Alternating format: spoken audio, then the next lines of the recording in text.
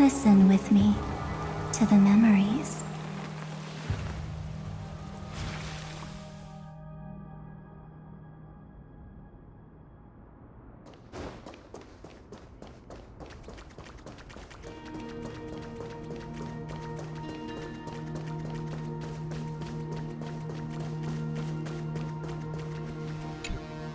Take a moment to gather yourself. Once you take this step, there's no turning back.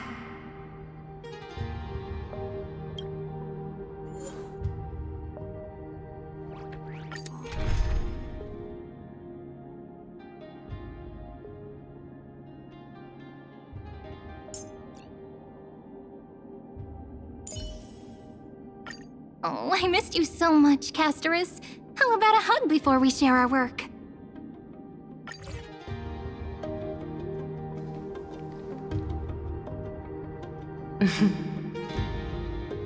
The scepter once bestowed upon us names of cold command.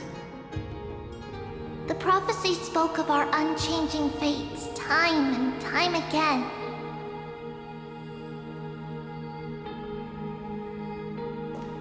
But under the pens of trailblazing and Genesis, the stars shall thus sing of tomorrow. Trebios, holy child of passage. Aglaia, weaver of romance.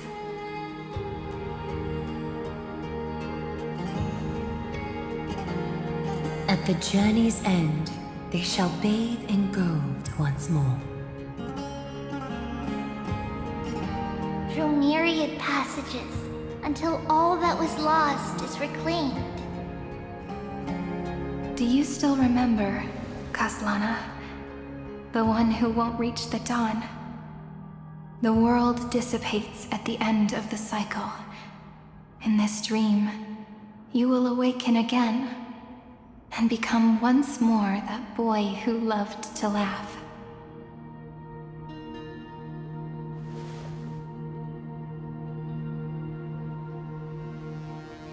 But if you open your eyes and look back on yesterday, you'll see Destiny's footprints, clear as day. At last, the raging fire of hatred is swept away by a breeze, leaving only love to remember the passage of time.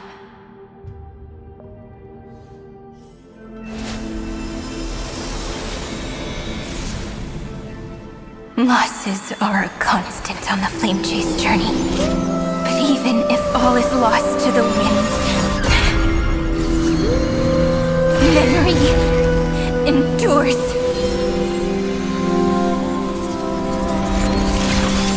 Here, all that was once futile finally comes to fruition. This is the end of your lonely, bitter journey.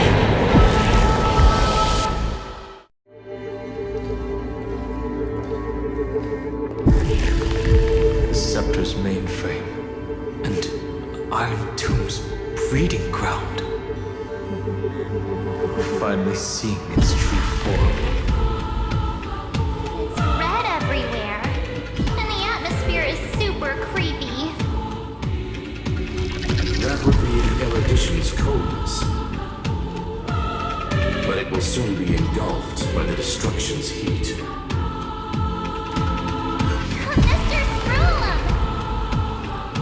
This world's insides are finally connected to the outside. This is the moment when Amphorius is closest to the cosmos. Nicely done, little ones. With Stephen Lloyd and his hacker friends here, the Scepter's block protocol will no longer take effect.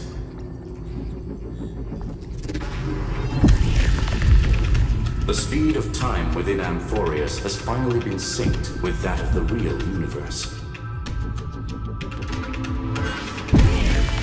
In other words, it's time for the decisive battle.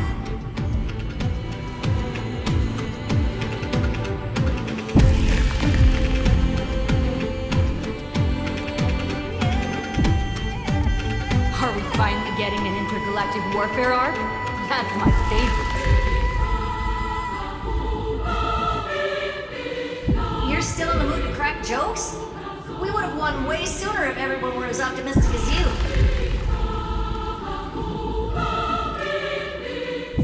There's one more thing that everyone should know. Muse has cast their gaze upon Amphorius. The calculated instant is coming. The outcome of this battle will become a new anchor for the erudition's computations. Their gaze didn't overload the scepter? Unfortunately, we have to go with this reasonable assumption. The birth of Iron Tomb had always been within that eon's calculations. But don't worry. The one miracle that Amphorius was never short on is defeating destiny, no?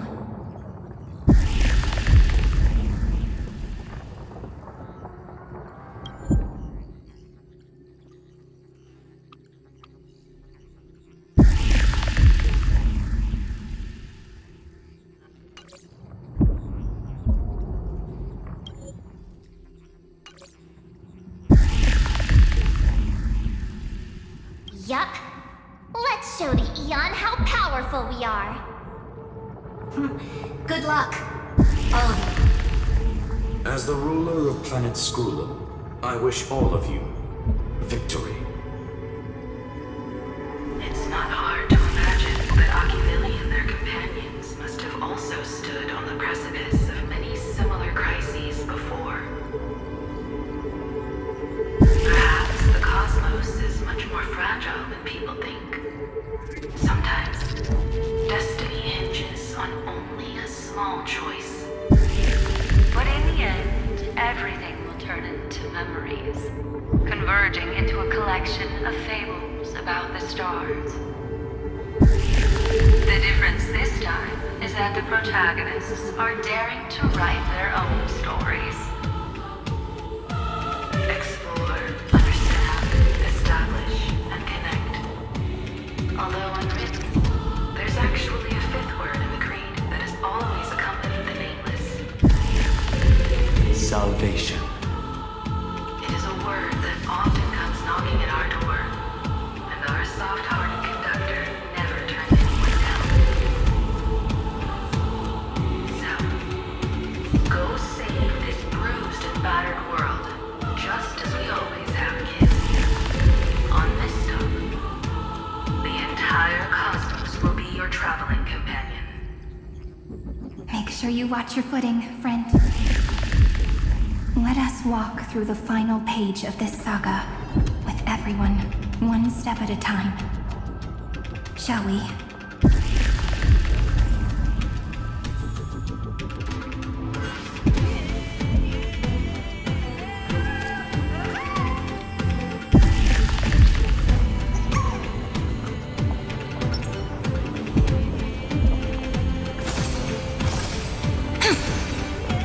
After running all around the place, we're finally making big strides. At the end of time, life will illuminate the warm candlelight, subduing the flames of the destruction. Cast everything behind you. All that's left is the thrilling, relentless deathmatch. The final problem no longer requires a rational solution. Feel free to critique it to your heart's content. The starry sky marred by that rift is the last scar that needs to be healed. That Theoros' promise still turned out to be such a narrow road. Pity. There is no longer any need for songs. Let the triumphant roar of victory serve as the prelude to what lies ahead. With 30 million cycles worth of hope, we will soar through the last gate and write our own prophecy! All that is lost has now been gathered here. Use it to weave victory, deliverers, towards the true end of the flame chase.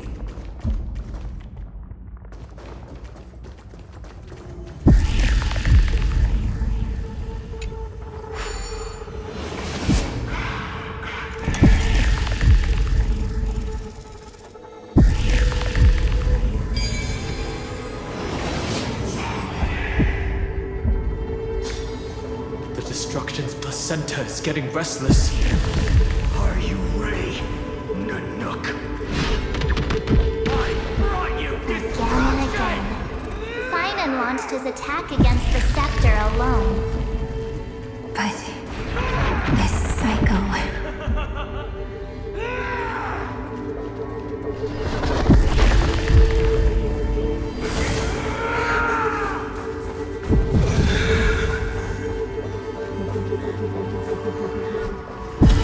We caught up to him.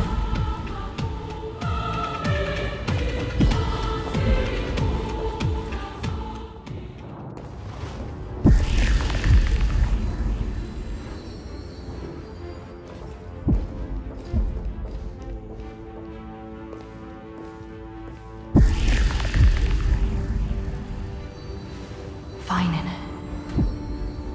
Do you remember the promise we made back then?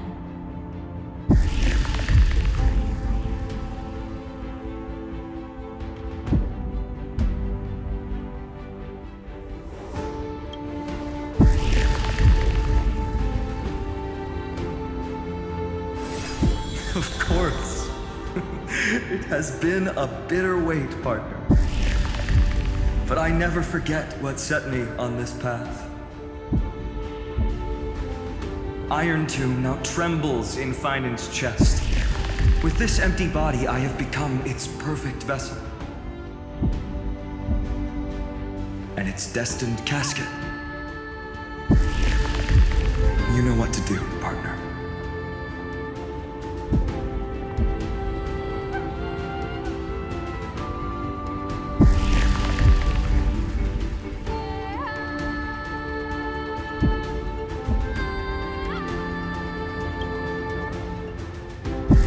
Remember the past and become the hero of tomorrow. Stand with me and become heroes.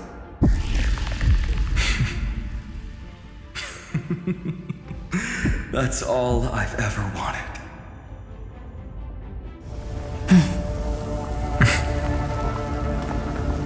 The epic draws to a close. 30 million cycles of light fading into darkness. Just for this moment.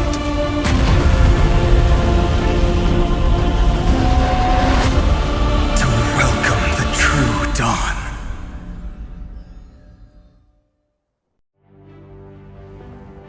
Finally. The end of this journey. All of us reunited beneath a vast, endless sky. Ma'am. Yes, it's me. I'll remember what you want to say to her. No need. I can see that she's right here. All the companions who sacrificed themselves, their wishes. It's all here. Have we succeeded?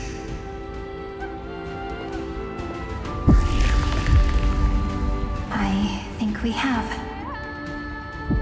Tomorrow, the stars will sing of the story of the Flame Chase journey. And it won't just be you in it. There will be countless numbers of you. Emporius will be a glorious and magnificent world of heroes in the universe's memories.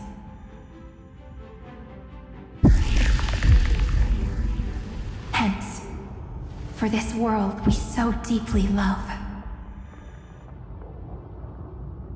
Let us write its ending.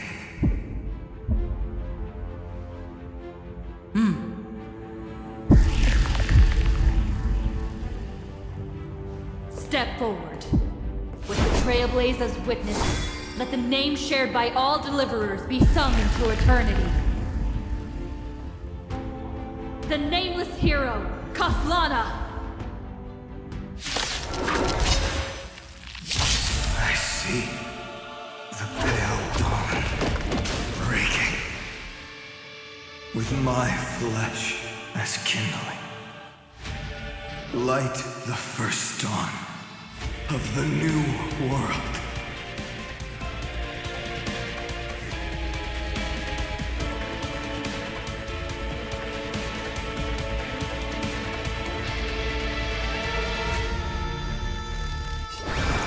We do need some sunshine. Thanks. All energized. Stars, shine for the heroes. Life is not so fragile. Just close your night falls. Good night. Mavis, dispel the gloom, restore the sky. I shall remember this moment. As you wish. Embrace a new life. Rise and shine. Do not hesitate, Deliverer. Destroy this body.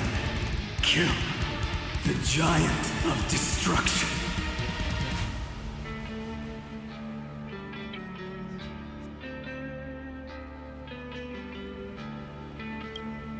Do not bow your head to them.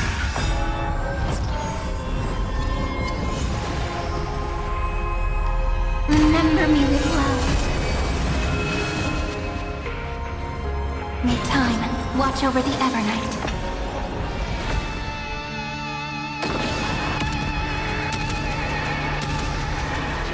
Iron Tomb's hatred is bottomless. It will turn into countless factors, sweeping across the stars. When the time comes, promise me, use the world-cleansing golden blood to turn everything to ash.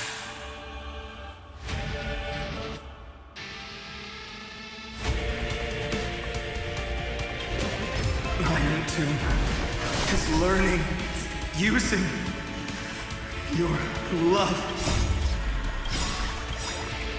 Dispel the gloom, restore the sky. Thanks.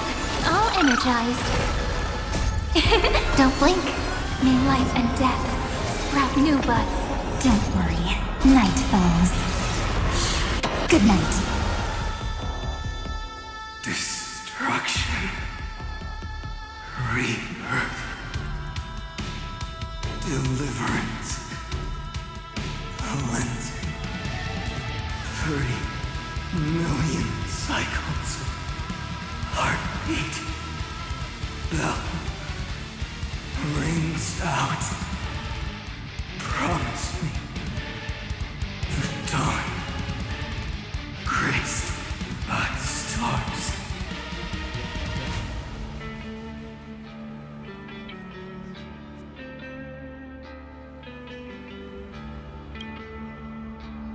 That's good. Finally, golden wheat feet in the starry sky, warm fire.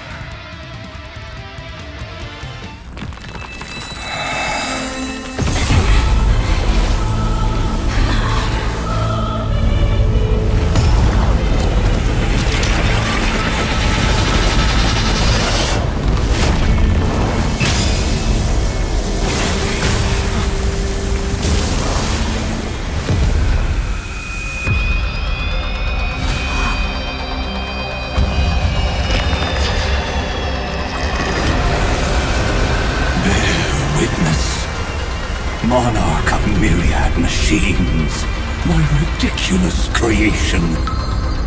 The instant in your calculations bears the name Destruction.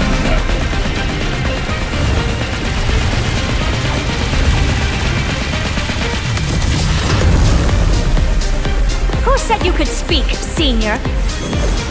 Watch closely. See how your chaos ends at the hands of your juniors. Don't get too worked up. Take a deep breath. There's not a trace of life in that awful shell. We're not gonna lose to a hollow husk, right? In the name of trailblazing, we'll reject this false answer!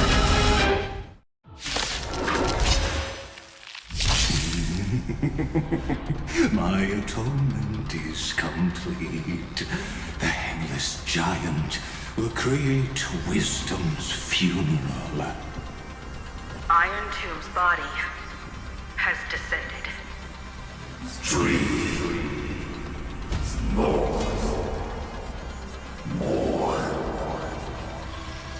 Is it querying for news?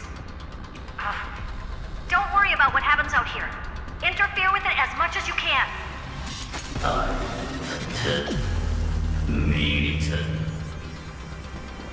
What a twisted giant. It must be supported by this embodiment of hatred. How tragic. A puppet without a heart cannot fool even itself.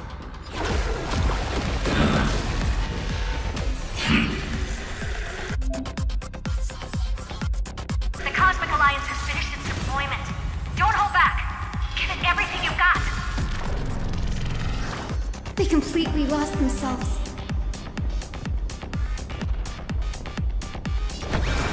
We do need some sunshine. I shall remember this once.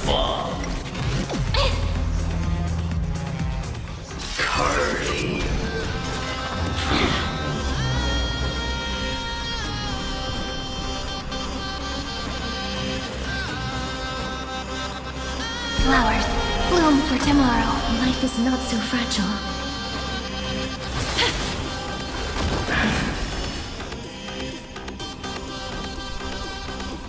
Nice and steady.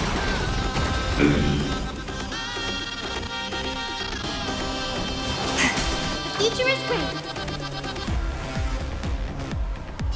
Have some sunshine. Cool.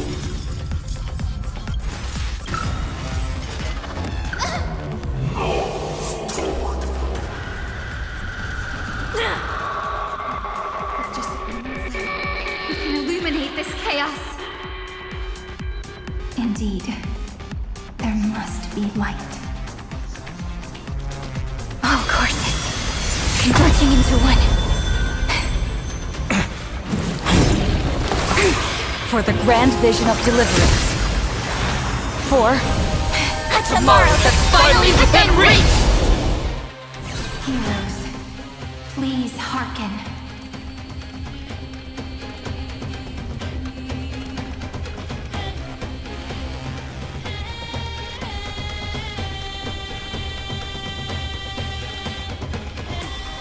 After 13 heartbeats, light will create the heavens and earth. The remembrance will dispel the destruction shadow.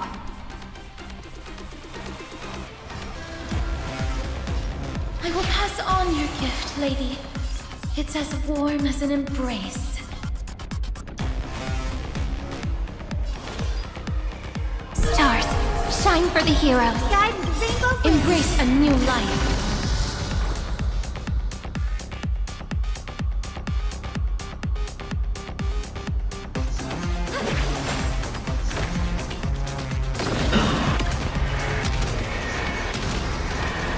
May death protect us! Don't worry. Just club night falls. Good night. Name this. Dispel the gloom. Restore the skies. Thanks. All energized. The stars will carry every memory into Emphorius' tomorrow.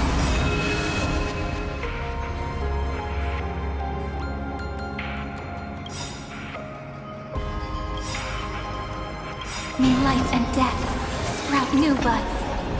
Embrace a new life. Don't worry, night falls. Good night. Name this. Faint.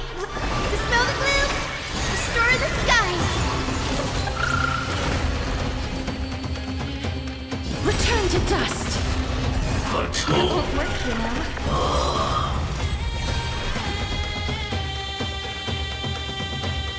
Spread this light into the darkness!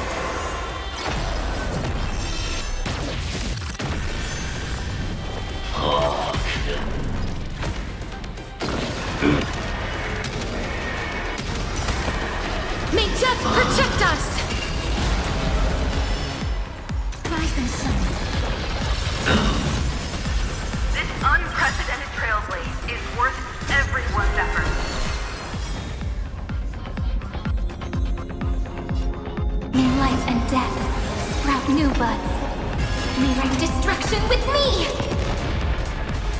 I have always avoided making hasty verdicts. But now, humanity's justice is unquestionable. A world that knows love won't be destroyed!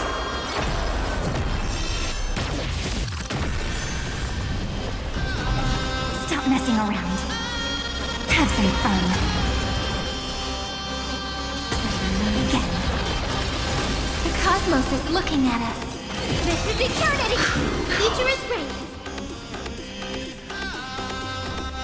Show me the way.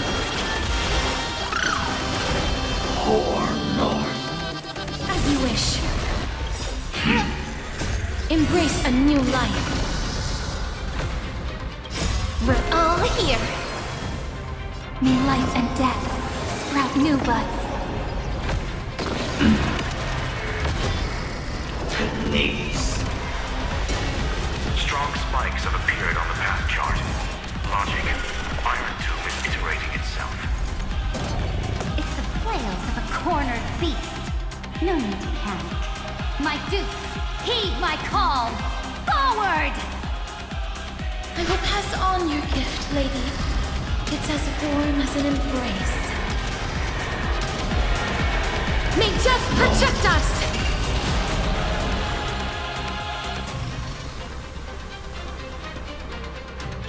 Embrace a new life. May this dispel the gloom, destroy the skies. Struggle as much as you want, you brainless half-baked tool with nothing but impotent rage. Spread this light into the darkness!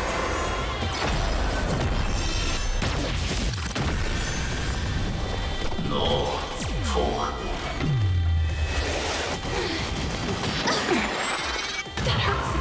You have no honor.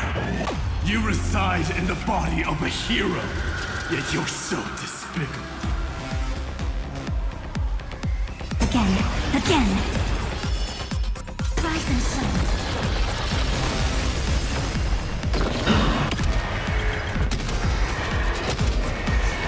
May death protect us! Stay calm, everyone. The cosmos does not need a third emperor, much less an artificial tyrant. We're all here.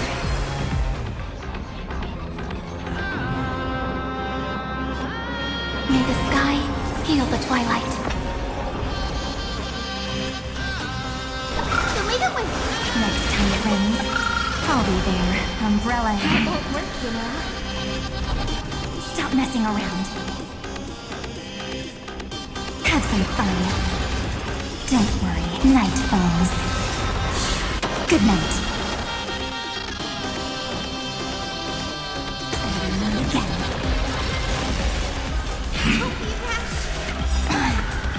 May this dispel the gloom, destroy the skies. Thanks.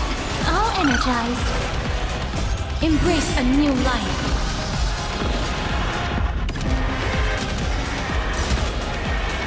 May death protect us! Spread this light into the darkness.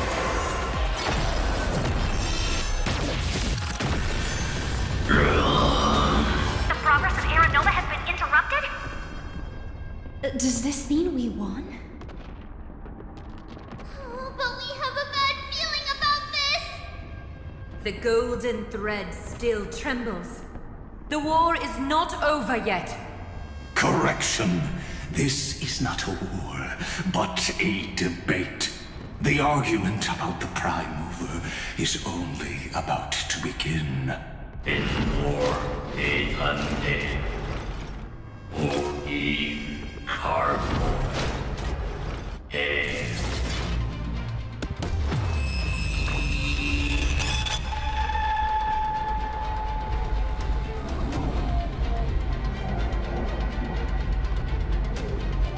How can this happen? Energy! Anomaly! We must stop! Underway! Here! Why?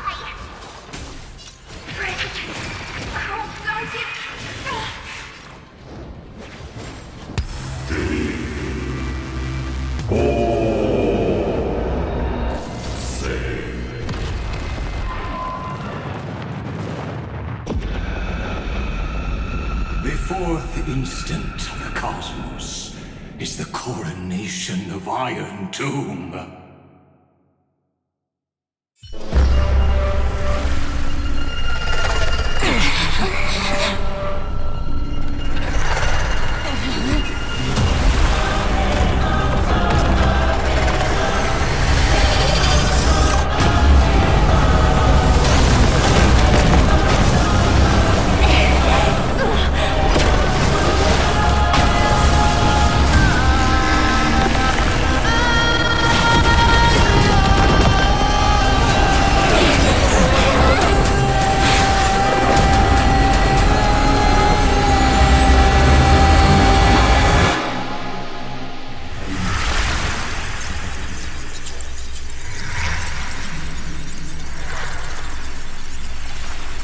Conclusion is irrefutable.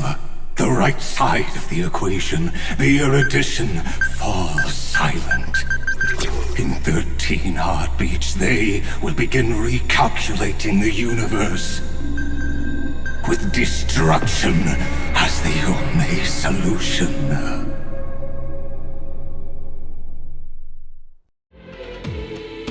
Madam Herda, strong pulse detected at the battlefield center. It's Iron Tomb's destruction equation. It's about to complete self-coronation. That's our chance. Everyone, get ready to link up!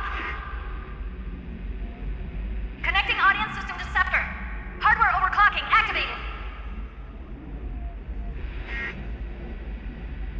Preparations complete. Maximum output capacity reached. Be careful! The pulse will reach our ship in 5 seconds. Our data is currently being destroyed. Brace for impact! And leave the final step to me.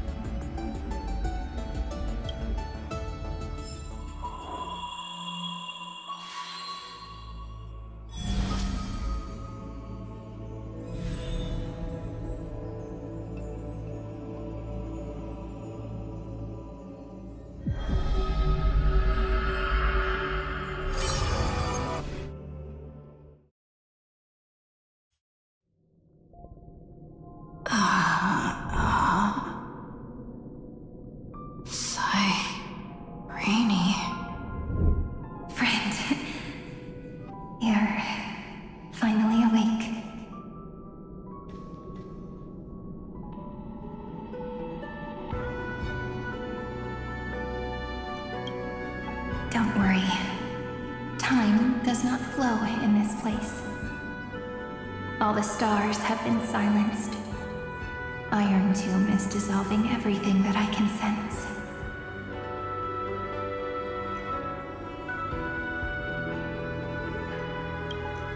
But I'm still here, and you're still here, no? Though the button of destruction has been pressed, we still have a chance to rewrite its meaning. That Eon finally cast their eyes toward Amphorius.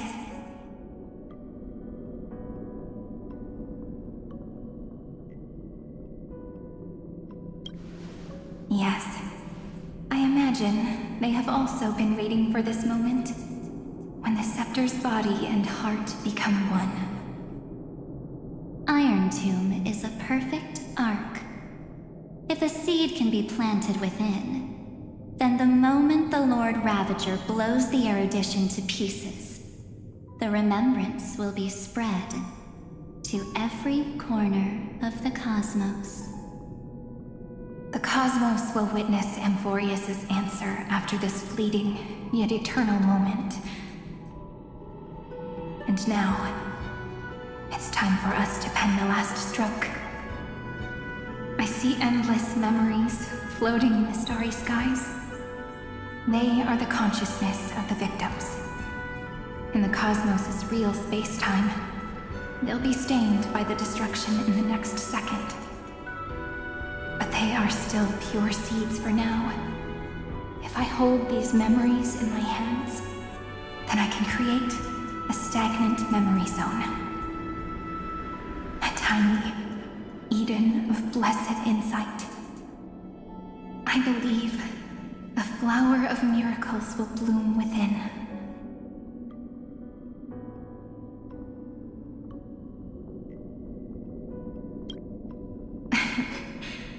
Good question. I don't know where I am, either. But you're already right next to me, friend.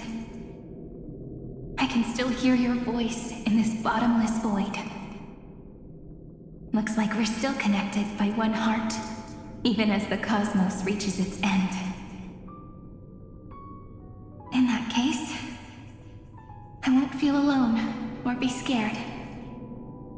Because as long as you follow the memories in your heart, you'll definitely find me in this fleeting eternity, right?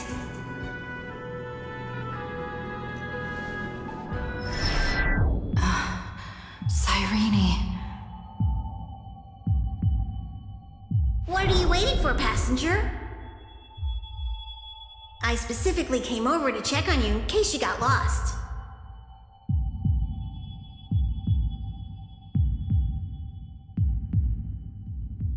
What's the big deal? Pom-Pom is the conductor after all. At long last, you've embarked on this road as well. Many, many years ago, they were standing at the start of the road in hesitation, just like you are now.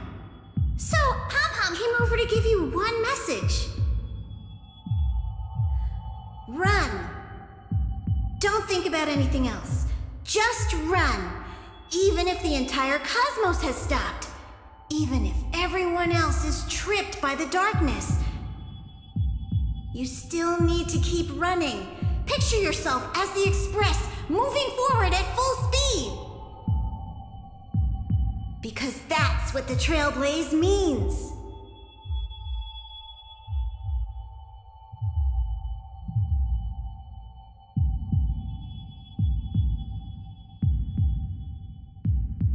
Then get ready. The conductor will be giving you the signal to depart. Attention! Attention all passengers in the cosmos! Please stand steady on the platform.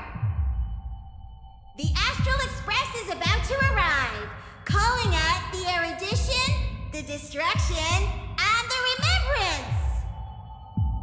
Final destination, the trailblaze. 5, 4, 3, 2, 1. We depart for tomorrow!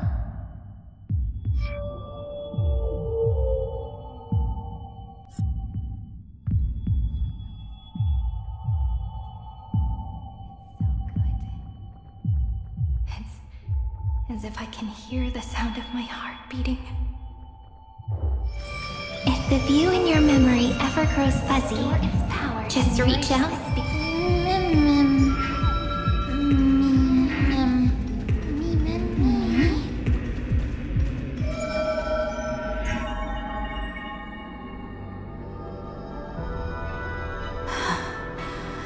Amphorius's heart. I've caught up to you.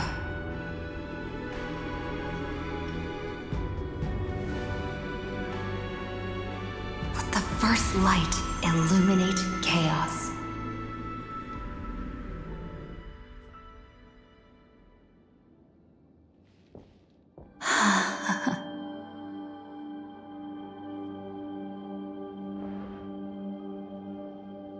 It's so quiet.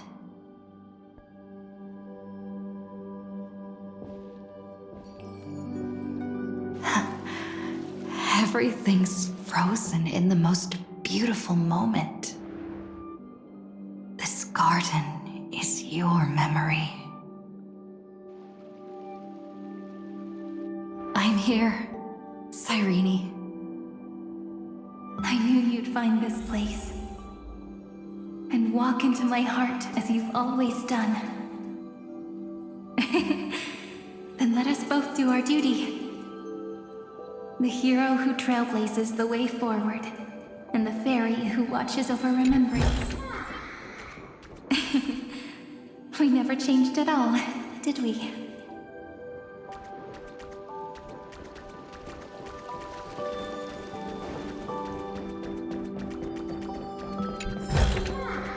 Give it some sunshine and the color will get even prettier.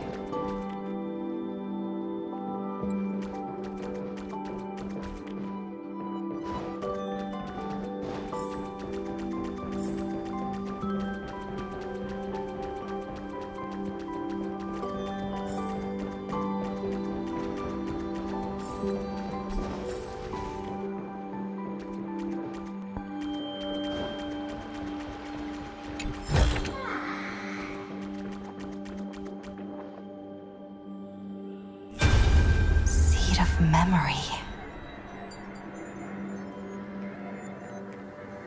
These memoria are what Cyrene took in. They're the memories of all of the cosmos's life forms. Did her sense of self already become so weak in order to protect them? The path characteristic you exhibit is very special. There's no way you're just a simple memo sprite. However, I'm sure about one thing. You are a mimetic entity born in Amphorius. Yet you only awakened with the little one's arrival and only matured as she embarked on the path of remembrance. That means your existence is completely attached to her memories. If there ever comes a day when she forgets about you for even a few seconds, or loses her last connection with Amphorius, then you must be prepared for the worst. You will disappear in the memory zone, utterly gone, without even a single line of data to remember you by. In that case,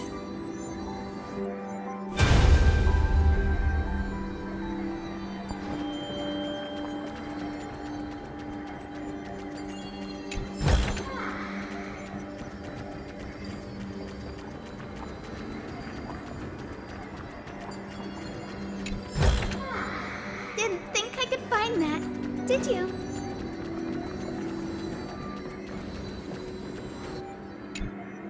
let me remember the cosmos with you. That way, it won't just be your memories alone. It's getting out of control! Run for your lives! Retreat! It! Darn it! We've still got ammo. Hold the line! At all costs! Too many injured.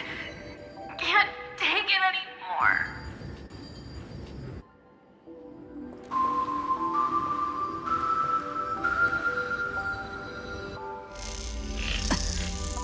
These memories are so heavy. Me?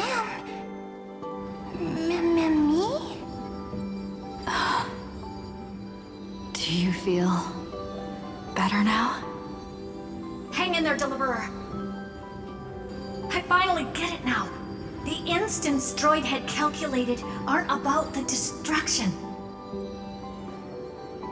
What they want to prove is how the cosmos would come back after being destroyed.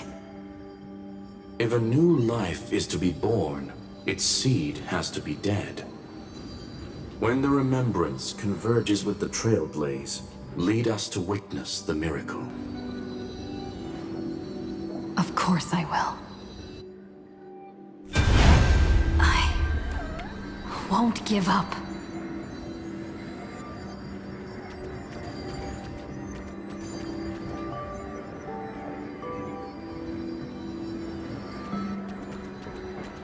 Nervous center.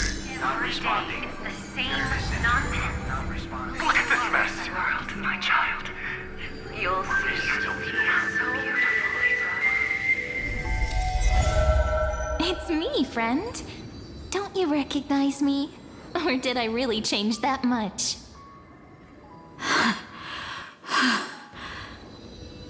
How many more memories? Tired? Then take a break. No one's gonna blame you. You don't need me to give you words of encouragement. So, I just want to tell you one thing. I'll tell you the purpose of your stop at Amphorius. On that trip, you will encounter a pure child of Anastraba. Teach her what love is. And then you will directly face the destruction for the first time. From this point, your choice will split destiny in twain. In the darker of the two outcomes, the trailblazing journey will turn into a flawless memory. She will carefully treasure and protect everything you and the Astral Express have experienced until that magnificent war between the gods, when she, with love in her heart, will ascend at the end of time to become the master of causality.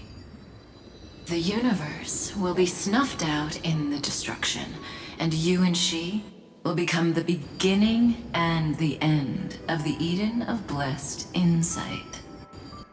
You shall become the only two lives in all of existence, and you shall live in an eternal past, present, and future. You shall sow as many seeds as the sands of Ganga, trim an awesome kea of leaves, and harvest a nayuta of flowers. That is the cosmos's fourth kind of finality, the remembrance. But for now, you still have a chance to make a choice. You still have a long way to go on your trailblazing journey, child. I'll keep this brief. The journey has only just begun. Welt, our other companions, and I still have many secrets we've yet to share with you. So, aren't you curious? We kept these stories to ourselves because we believed we had a long future ahead of us. Even a cosmos-spanning crisis, once the dust has settled, is nothing more than a memory of the journey, a single point on our long road. There will come a day when we tell each other everything. So, for the sake of that day, don't give up. We all know what kind of decision you'll make, and I believe the script will not progress toward the wrong ending. So relax. Listen, when you have the chance to make a choice, make one that you know you won't regret. Keep moving forward. Keep trailblazing. And when tomorrow comes, share with me the miracle you've created with your own hands. See you on the Express, kid. See you in Destiny. I will reach tomorrow.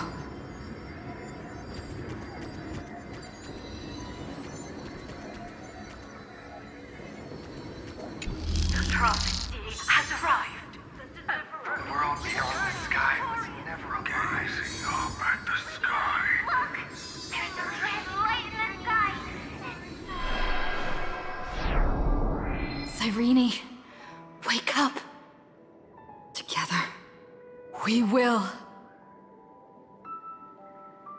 Tread on the path of remembrance. No wonder I always had a weird hunch. But that also means I was right in thinking. As long as Friend and I are together, we can do anything. Our friend's shoulders are really dependable.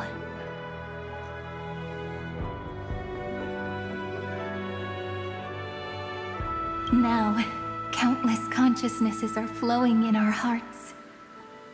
Can you still move? It's time for us to complete the real Genesis.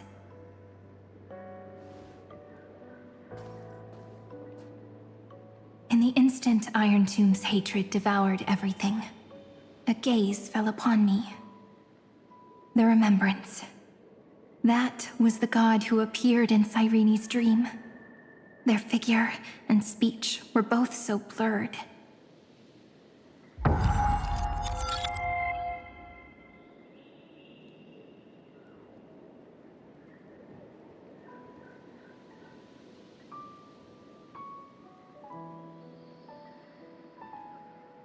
But while they gazed at me, I was able to collect all the memories stained by the destruction and write down this eternal page.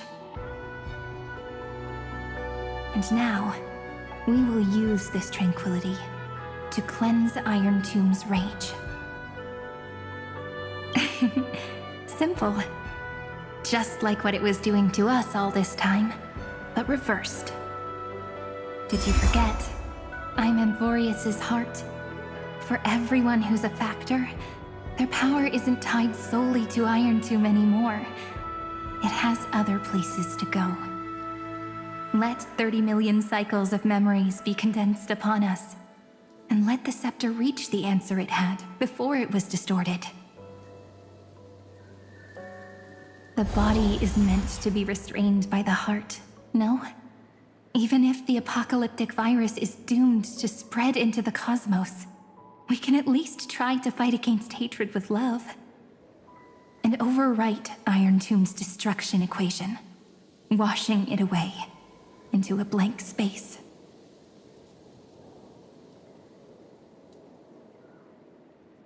It means we will embark on the true hero's journey. If Iron Tomb's power comes from the denial of all Prima Mobile, then we will carry out those beliefs. Here we argue. Even if all life will eventually return to entropy. Life will still try its hardest to find a way. It will try its hardest to resist destruction. In the nights shrouded by the black tide, we are the kindling that makes the fire burn bright. and once the fire is strong enough, the hunter will become the hunted. As of now, the number of flame chasers in the memory is 30 million times 12. And 400 million core flames await their return.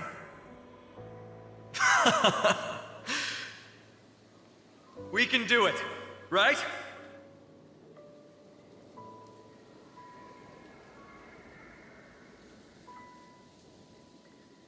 That's right. So trust us, partner. Everyone, let's head out together. And we'll burn this horrible ending to ashes!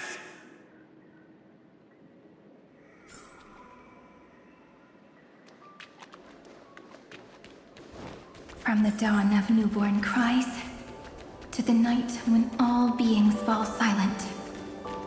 We are the messengers of the new world. Listening to the call of the tides, and granting rebirth to heaven and earth. Then, we lead civilization to glorious feats. The question imposed by the gods will be solved by the children of humanity. We will tell them that the flame chase cannot possibly have been a lie. When starlight illuminates the sea of flowers at the end of the west wind, all living things will stir, roused from the cradle of sleep. Then, through a single battle, let the cosmos witness how we light up the blinding darkness with bright light. And at the end of our constant losses, reclaim everything we have ever lost!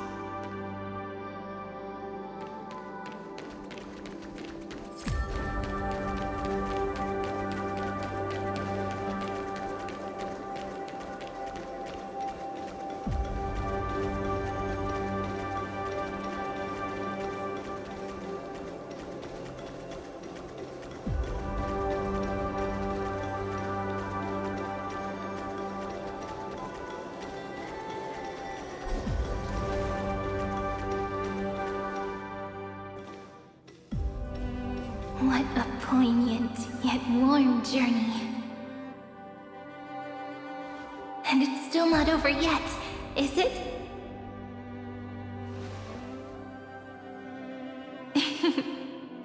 We finally meet. To meet the hero within, in a corner of memories at the saga's epilogue, and under such a romantic sky, I really don't have any more regrets.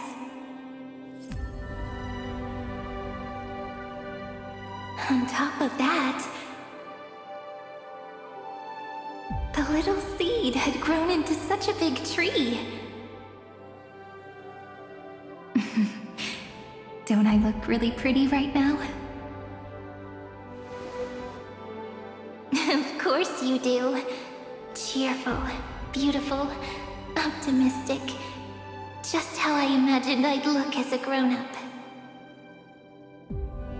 It's because everyone has been gently adding to the story you left behind. Remember how we made a promise to one another? When we met again, it'd be my turn to tell you a story. A story about love, no? I've been looking forward to that. And you must also remember the first story I wrote for you. The one about the crystal flower and the little fairy. So now, I want to add something more to this story and us. On that day that the flowers shattered, gazing at the empty ground, I thought the little fairy would finally see the light. But that light wouldn't be found in the flawless flower, nor in the fairy's eyes. Rather, in the world mirrored within every fragment of the shattered crystal. All the flame chasers walk in your 30 million retellings of their story. At this moment, all the memories are tangled with each other, and all the previous cycles have gained meaning. People will come to understand that time and time again, when they stood at the crossroads of fate, they would never have chosen otherwise. In the experiments of erudition, and in the breeding ground of destruction, it is entropy increasing, a merciless truth, an evil instinct. But under the pen of remembrance, in the trailblaze. The flame chase is a journey that changes from constant losses to an unwavering act of release. It's about knowing how fate is shattered, yet still embracing fate's brokenness. It's a journey that longs to receive love, but longs even more to offer its love to others. That's so heartwarming. But I'll add a small bit to suit my tastes. I'll write that love is an innocent flower. It grows up silently, creating longing in every passerby. But the flower itself cannot walk into the world. Unless someone plants that love into their heart and brings it with them into tomorrow, right? You really have learned everything now. Then, join all the other flowers in this story. And let's write an ending unlike any before, for this world we so deeply love.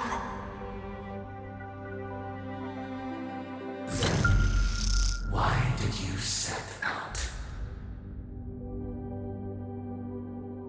Why do you trailblaze?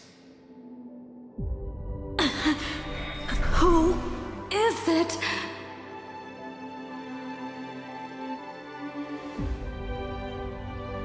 Don't be afraid. Take my hand if you feel nervous. Honestly, I've always thought you were really incredible. After all, no god guided the path of the trailblaze. It could only be forged by those who dare to take their steps one at a time. So, that's why I'm asking you. Step up as a senior and show everyone in Emphorius how it's done.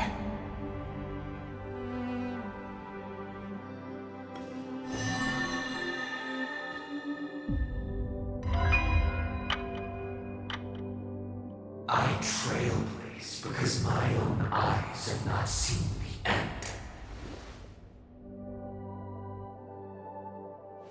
But I'm different. I chose to trailblaze because I am already on this road.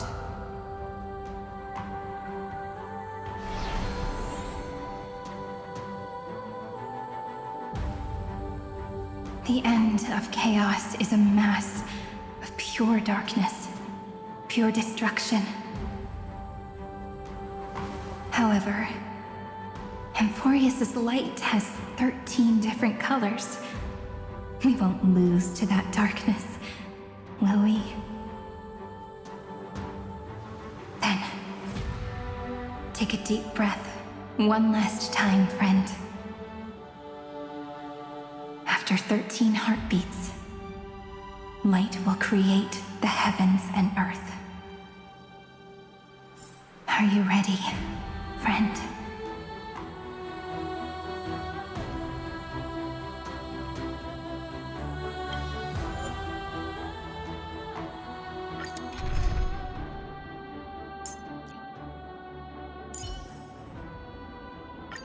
I feel so warm when I stay next to you, Hyacinth.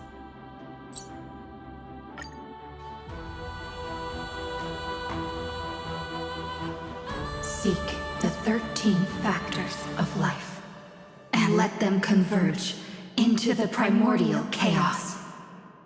Using the remembrance of the past, we will trailblaze tomorrow's destiny, infusing a world-bearing love into destruction, and inscribe the opening stroke of Genesis.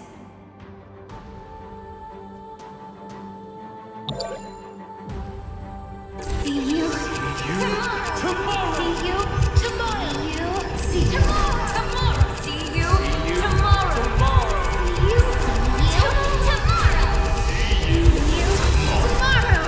See you tomorrow. Tomorrow! If you and your memory ever grows fuzzy, just reach out and touch it.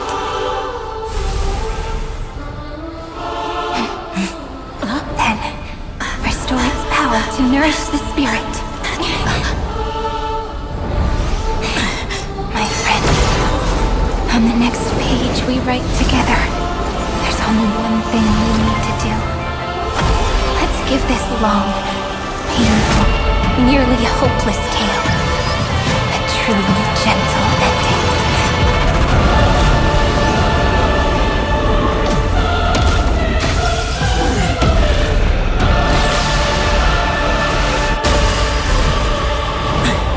The flame chase was never about destruction. It was about breaking free and trailblazing! And let that bright future be as we've written. I shall compose 400 million sagas. We will rewrite the Flame Chaser's path. In the month of hate, I command the wandering steps here to reach harmony. In the month of joy, I lift my banqueting cup to dispel nihility. In the month of balance, I make order the foundation of freedom! I want to go on a swing.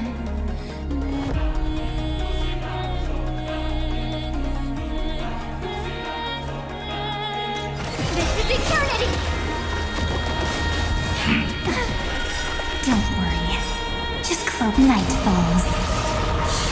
Good night. Embrace a new life. Mavis, dispel the gloom, restore the skies. The cup, it's the answer. May death protect us!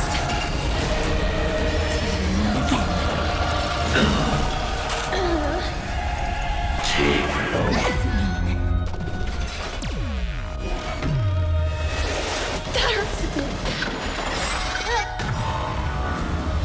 We're all here. May life and death sprout new buds. Embrace a new life.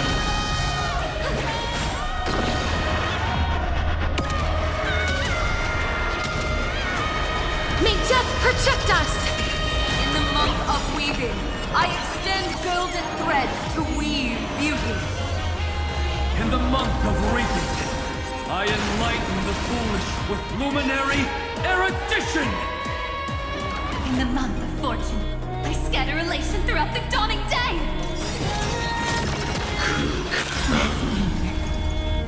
We're all here. May life and death sprout new buds. Rewrite destruction with me. Please cherish this time. Root here.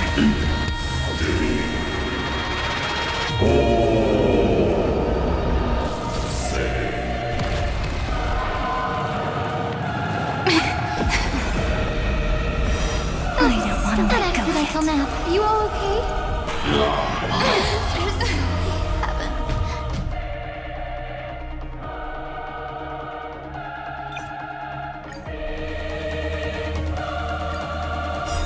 I shall compose 400 million sagas.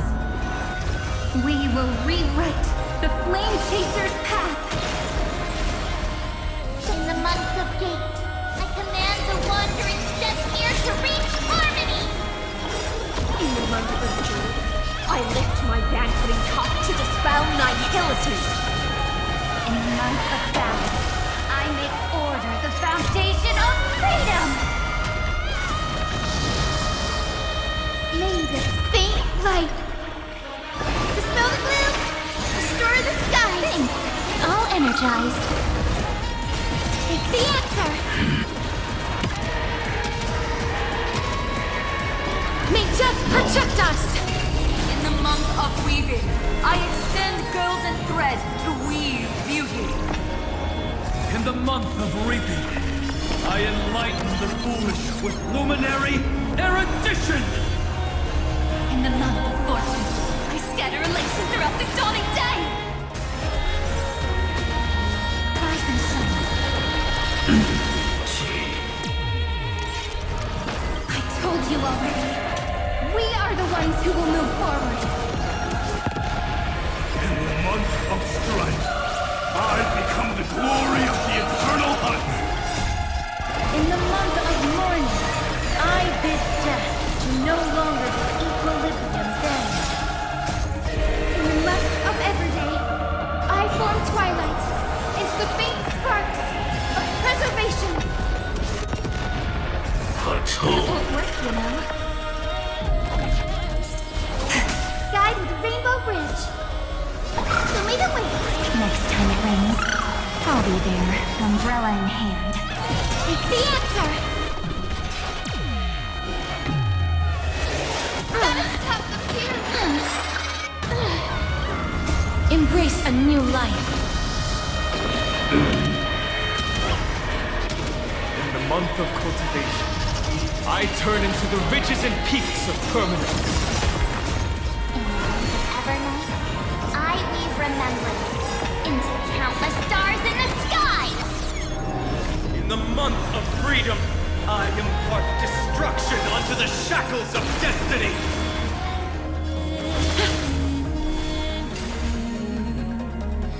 I will pass on your gift, lady. It's as warm as an embrace.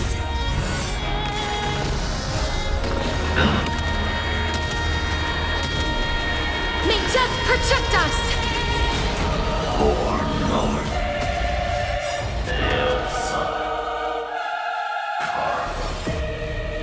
Headless giant. If you never had a chance to be the master of your own destiny, why not give us that choice? Let humanity prove to you that even the breeding grounds of destruction can bloom with gentle flowers. At the end, we shall trailblaze at dawn for the road ahead.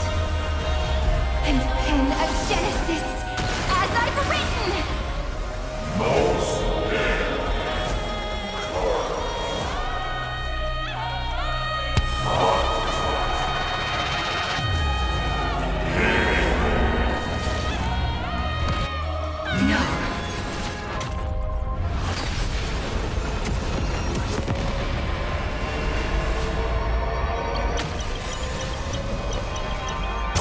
Rejects this false answer!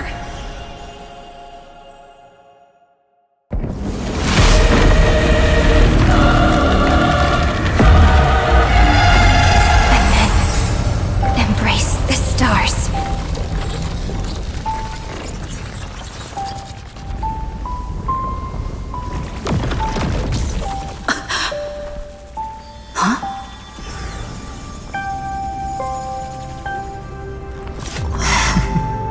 To end the destruction with destruction.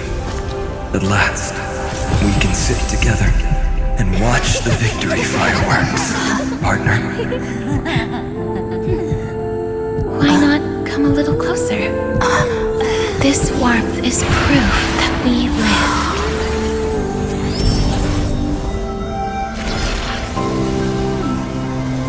Hey, stay strong. Eyes forward, always. This arrow isn't the end, but the beginning of hope.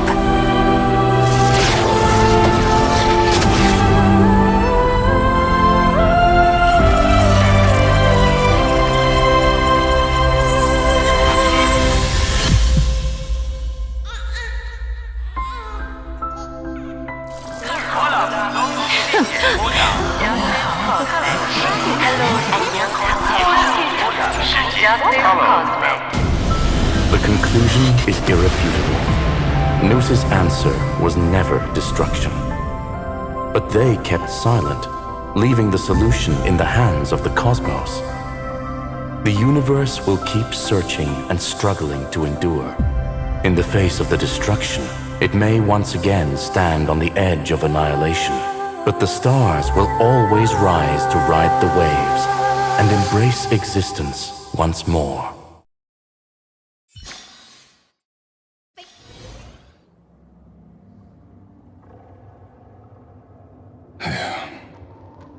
It's over, Lycurgus. Yes, another failure. How is Madame Herta? She's fine. The IPC's keeping her under observation. She'll recover soon enough. To bind a mortal body to a scepter and stare straight at an eon. I respect her for that. I still remember the terror of witnessing a single gaze crushing the entire world. No wonder you chose the destruction. Question: is all this worth it? There's no point in debating.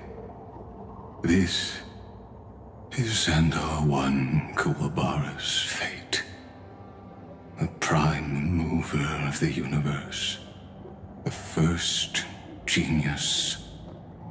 And the first to fail. Correction. I was asking Lycurgus. I don't know how to measure the worth of curiosity being satisfied. But in its presence, all the bitter fruits I've sown seem to turn sweet. But your harvest was watered in blood. Answer me. Is all this worth it? It doesn't matter to me.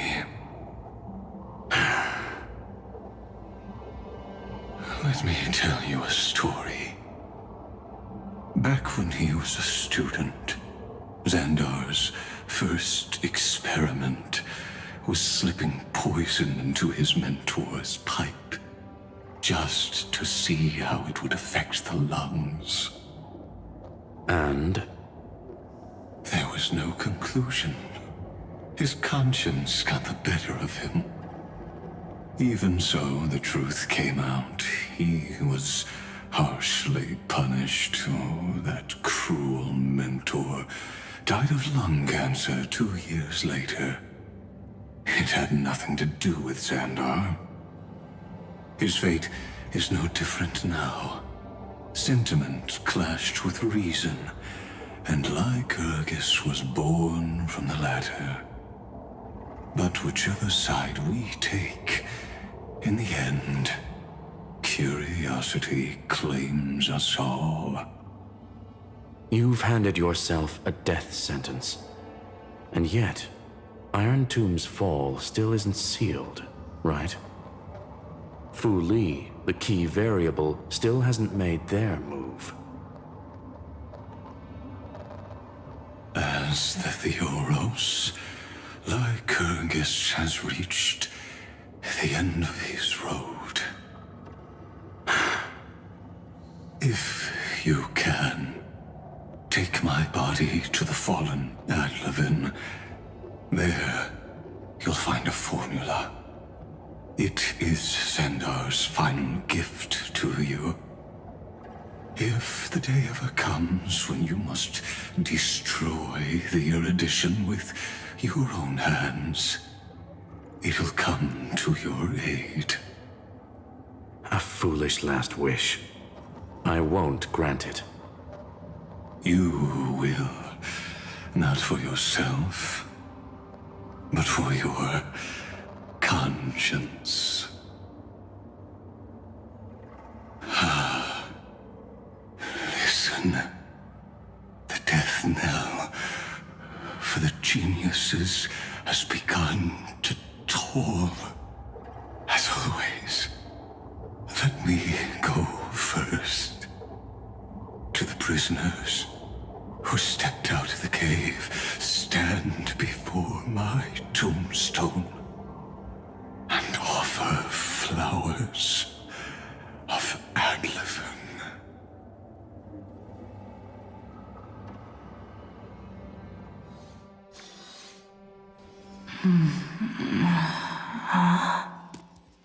Here, I'm back on the Express.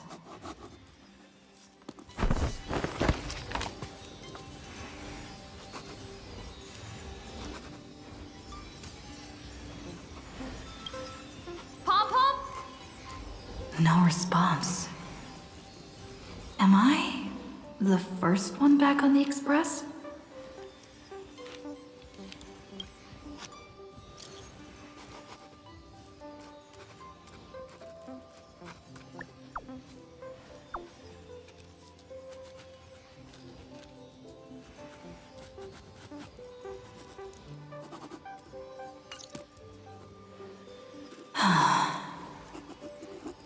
Nobody's here. I'm getting worried. Did we really win? Why does it feel so unreal? Looks like they are waking up. Shh. Hey, I told you not to talk. Someone's in the bathroom. An intruder. Better be careful and check it out. Oh no. She's coming this way. Quick, hide in here. Huh?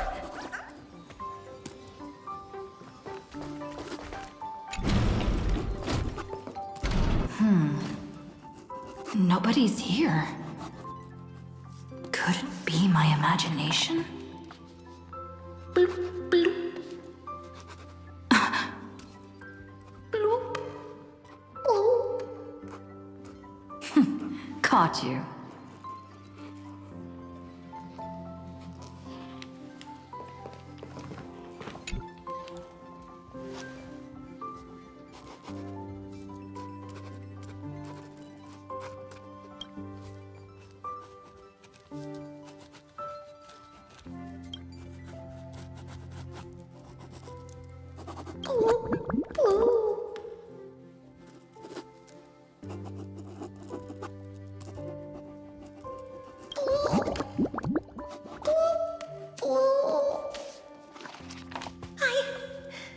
I can't go on.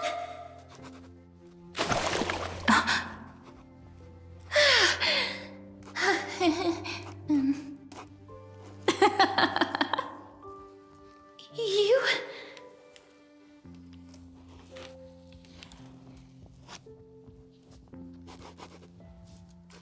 Wait, please. This isn't what you think. Ugh, I told you to keep quiet. You really can't keep your cool, huh, Princess Homebody? I'm not Lady High Sealands. Even the embodiment of death needs to breathe sometimes. Yeah, whatever. It's all the same anyway. Gotcha there, Grey Mystery.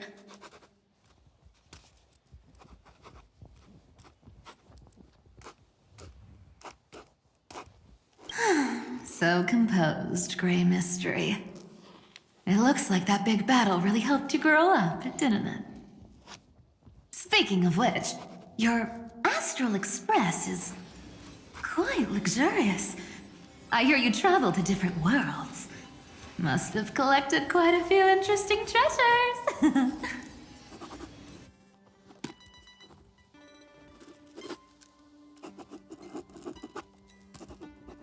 Hey now, don't go throwing wild accusations around.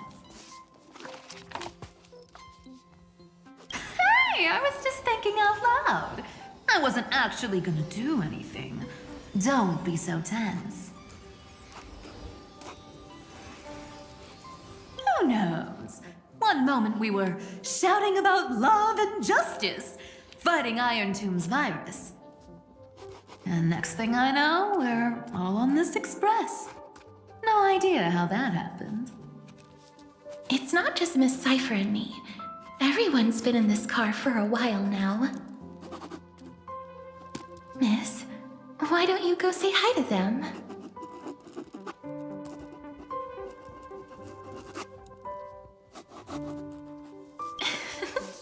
Don't worry, everyone's following the rules here. If you're worried, feel free to check everything out yourself, miss.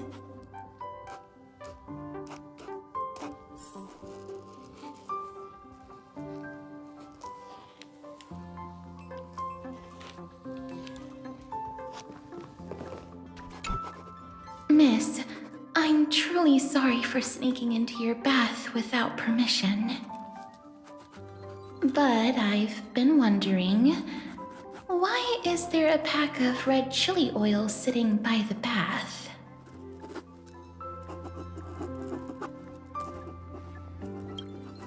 That's quite bizarre, to say the least. Please make sure Lady Aglaya doesn't find out. She's a firm defender of traditional bathing, you know. We've walked around this car for a bit already. The Astral Express that you've mentioned so many times is truly heartwarming. Like one big family that never splits up. Perhaps living in such an environment made your embrace feel so warm.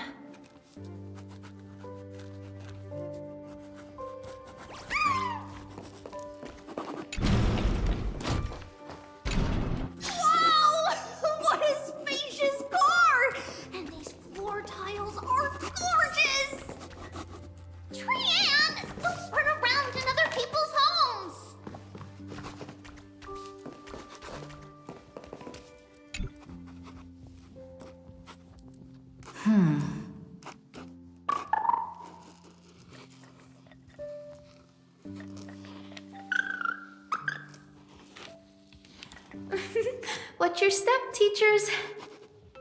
Ah, Gray. Look who's finally awake. I hope Cassie and Miss Cypher's little prank didn't scare you too much.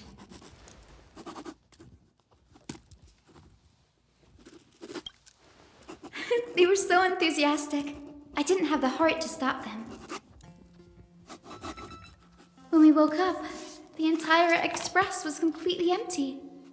Not a single soul in sight.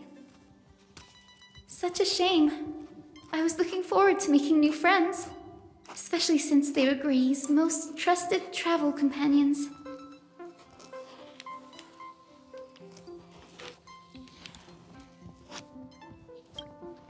Did you also wake up from total chaos? I'm afraid none of us here has the answer to that question.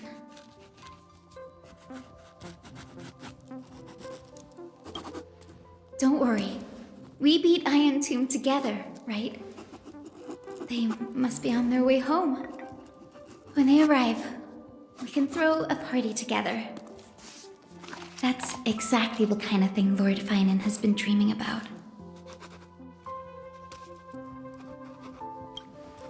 He was just here chatting with everyone. Now, who knows where he's run off to? Lord Finan's always been quite the restless one. But you're used to that by now, right? Have another drink, my Demouse. Sure. Those three have been chatting over there for quite a while now. Why don't you go say hi to them, Bree?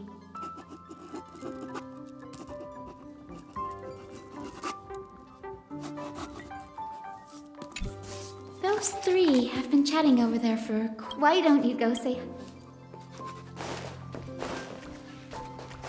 A moderate system, similar to the Demigod Council, is the only guarantee of a long-lasting civilization. In my view, most civilizations across the cosmos will eventually evolve into this form. I beg to differ. In such a vast jungle, the dictatorship system exhibited by early Akama is the only example of guaranteed survival. The system might not be the key. Force and resources are the decisive factors.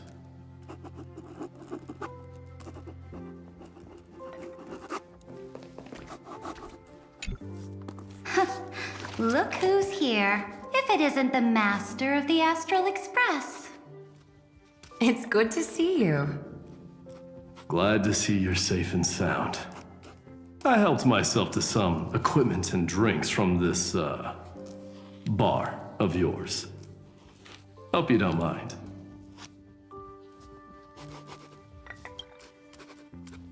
Daring to tell the Imperator to shush? If this were Akama, your head would have already parted ways from your body. The drinks on this express are quite unique. Perfect for discussing topics befitting our tipsy state. Now that you are here, why don't we let someone who's truly worldly enlighten us? Looks like you came at just the right time. I do not mind. What form of government have most civilizations across this vast cosmos survived with to this day?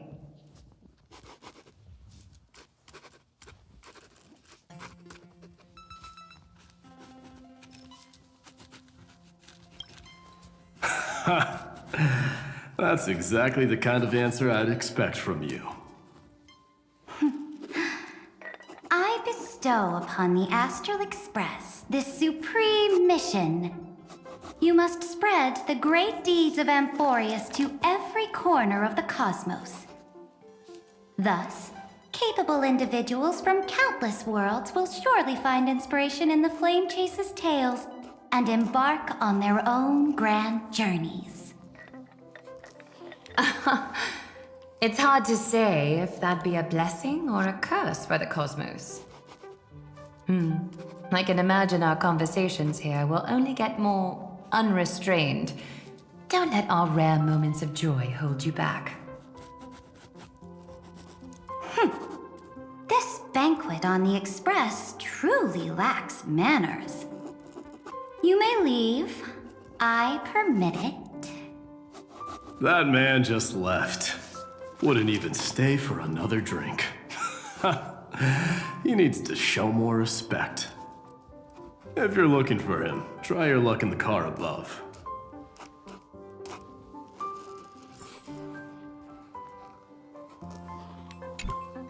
Speaking of origins, Kremnos was the first Emporian city-state to establish the Council of Elders system.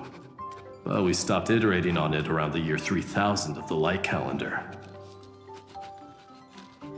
As for the reason, a system is but a blade. As long as the one who wields the sword is valiant enough, even a dull blade can sweep through thousands. Don't forget that the Flame Chase army under the Imperator's command actually managed to subdue the Kremnoans during the Chrysos War. I'd say that wasn't a victory of the system, but rather a triumph of the Flame Chase army's might and the Imperator's cunning strategies. Wouldn't you agree? Interesting. Trying to sway my position with flattery, are you? This is not flattery. See, this is what happens when you put the Empress of Law and the Crown Prince of Strife in the same room.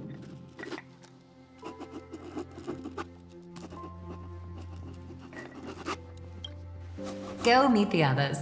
I'll keep an eye on these two Chrysos heirs and make sure their discussion stays at a pleasantly tipsy level.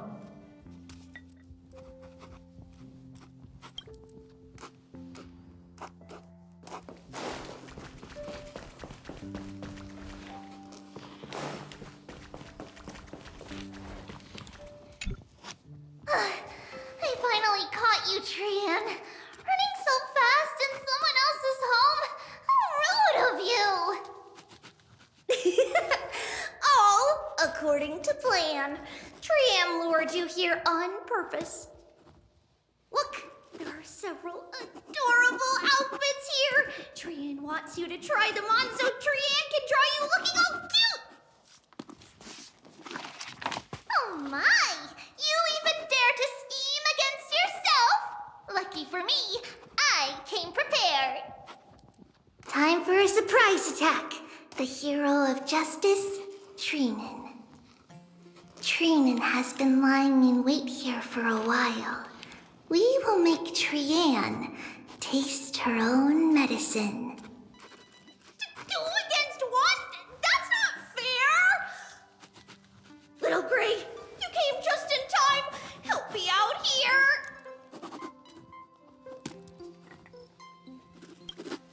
Little Gray, you better think this through.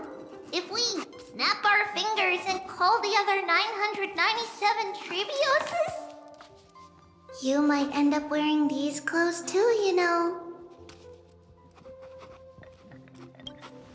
Trian, good luck. Even little Gray's saying that. Darn it! Trian won't give in!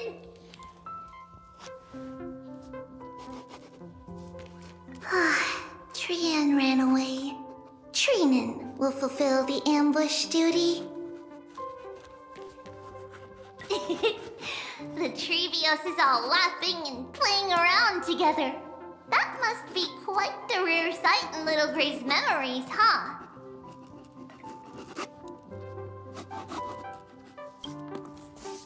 Yeah, everyone will be alright.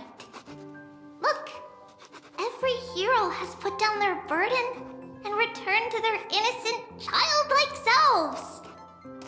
After all, just thinking about how warm and bright Little Gray's tomorrow will be fills us with genuine joy and lets us breathe a sigh of relief. So, today, why don't you let Trevi enjoy some rare moments of childhood too? Wait up! Trian, don't you dare run away!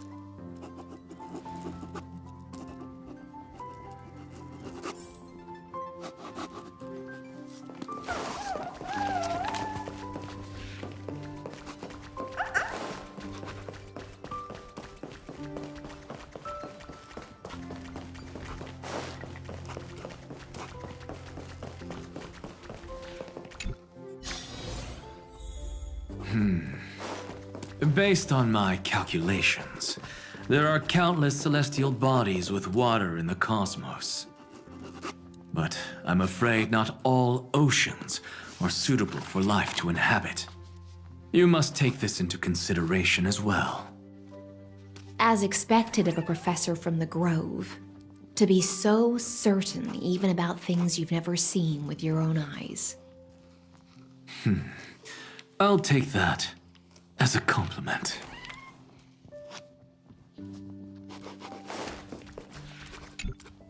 By the way, I heard that the Imperator's Flame Chase army like to hold feasts at the Luminary Throne. That's true. However, sometimes Dux Carminum and I feel it's a bit inappropriate to drink so freely before the throne of the most revered Titan in the Grove. Inappropriate? What's inappropriate about it? I only wish I were born earlier. I would have partied like that from the month of Gate all the way to the month of Fortune.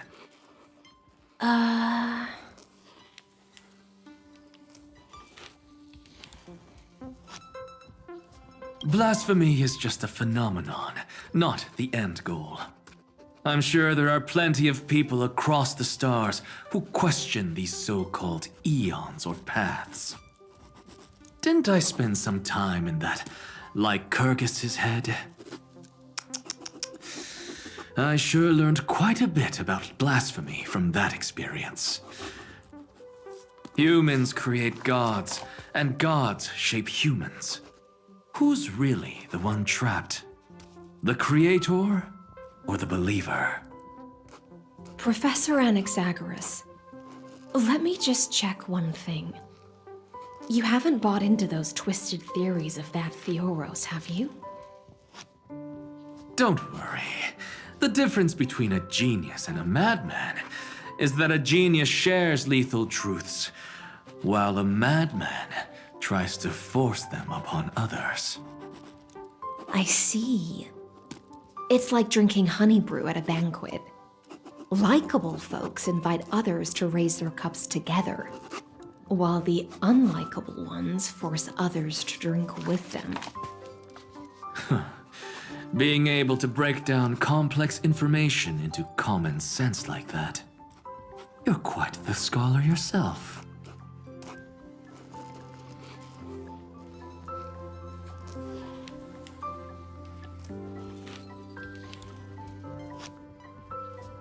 Don't worry.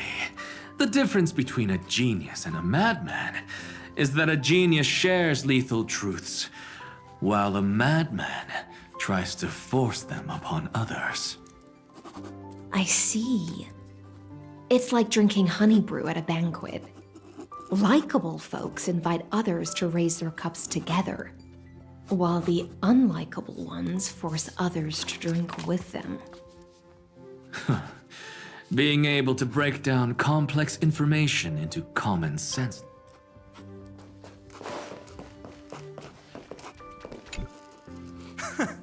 You're here, partner. That celebration party I've been mentioning to you has finally become a reality.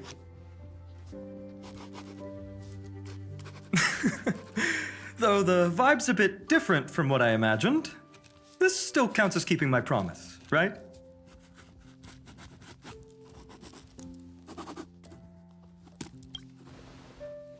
What you speak of has indeed already come to pass. We triumphed over Iron Tomb, drew its fire unto ourselves, and purified its embers. Now the force that maintains our consciousness and form comes from elsewhere. Worried about your companions on the Express, huh? I understand how you're feeling right now. Don't worry. They'll be safe and sound. She promised.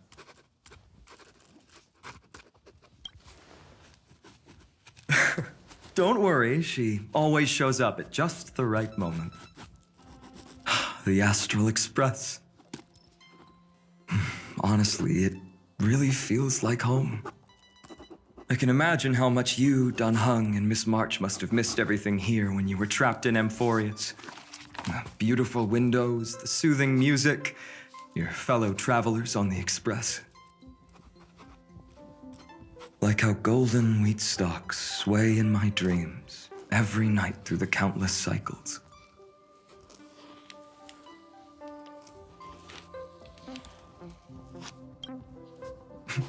Are you inviting me to join your journey?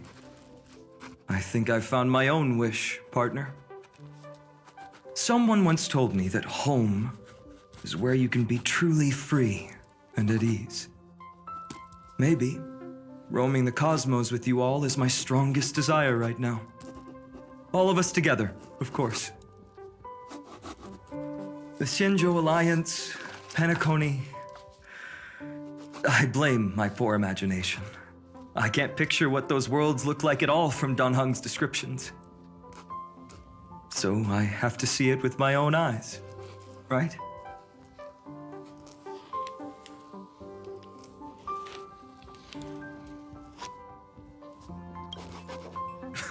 You're finally here.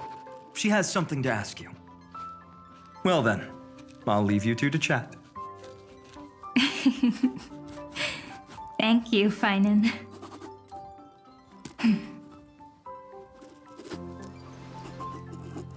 After such a good sleep, you must be bursting with energy now, right, friend? Sorry about that. Since it's our first time visiting the Express, I was hoping everyone would behave. But it turns out everyone's quite the character, aren't they? You know what I mean, right? How about we take a look back at everything that's happened so far? Together, we triumphed over Iron Tomb. It tried to transform into trillions of viral clusters to infect the cosmos. But the heroes threw themselves into the golden flames, becoming arrows that purified the destruction. The fall of Iron Tomb also symbolizes the demise of Scepter Delta ME-13. Amphorius. The home we sacrificed everything for now exists only in the memories of the cosmos. So, this isn't real. Just a dream. An illusion. Oops. Wrong answer. Huh? In that instant when you broke through space-time with the trailblaze, carrying all the world's memories back to reality, that world, once shackled by data, became a seed waiting to sprout in the cosmos. Did we really manage all that? Just as Kaslana's rage of 30 million cycles made the destruction shed a drop of golden blood. Perhaps we too have already left long trails on our respective paths.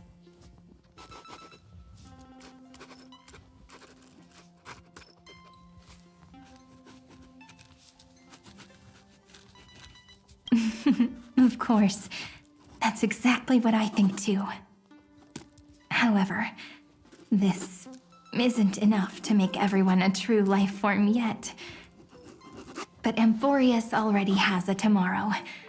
So as long as you carefully preserve and tend to all the seeds, then when the trailblaze creates another miracle someday in the future, I believe this world we deeply love will sprout and bloom into a beautiful flower.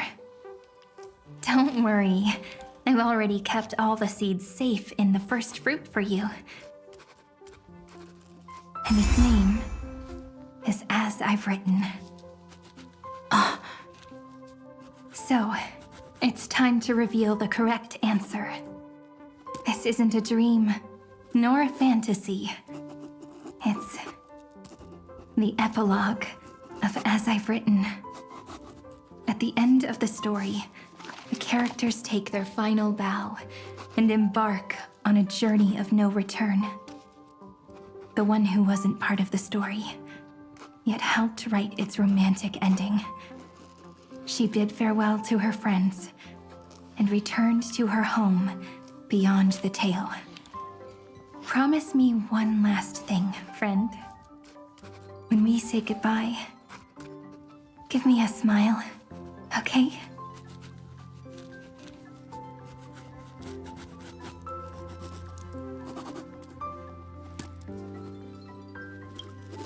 I will, Cyrene. Every star that the trailblaze passes by will remember the name of Amphorius. Hey, it's not fair that you get to be the only cool one here. We'll keep an eye on her. She had better keep her promise. Leave it to us, Cyrene. Your story will be sung across many worlds. Stories this complex and twisted are always hard to believe. If anyone questions the truth of this tale, you'll all have to stand up for us. Rest assured, even the most stubborn person can't withstand our sixth fist. You're so reliable, March. Shh. Listen. There's a book here? Its composition is similar to Memoria, but it's far more resilient than ordinary memory bubbles. Keep it safe. Perhaps this is the final gift that Amphorius left for the cosmos. Oh no! Passenger March is sleepwalking. Sleepwalking? Oh no, oh no! I don't want to make a fool of myself in front of everyone!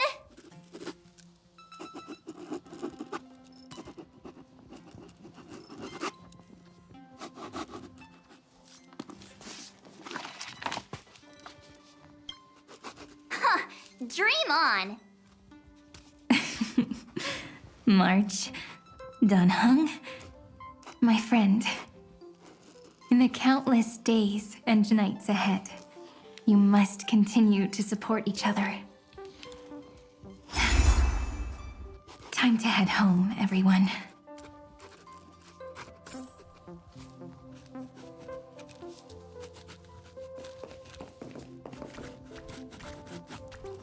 The Astral Express. Honestly, it...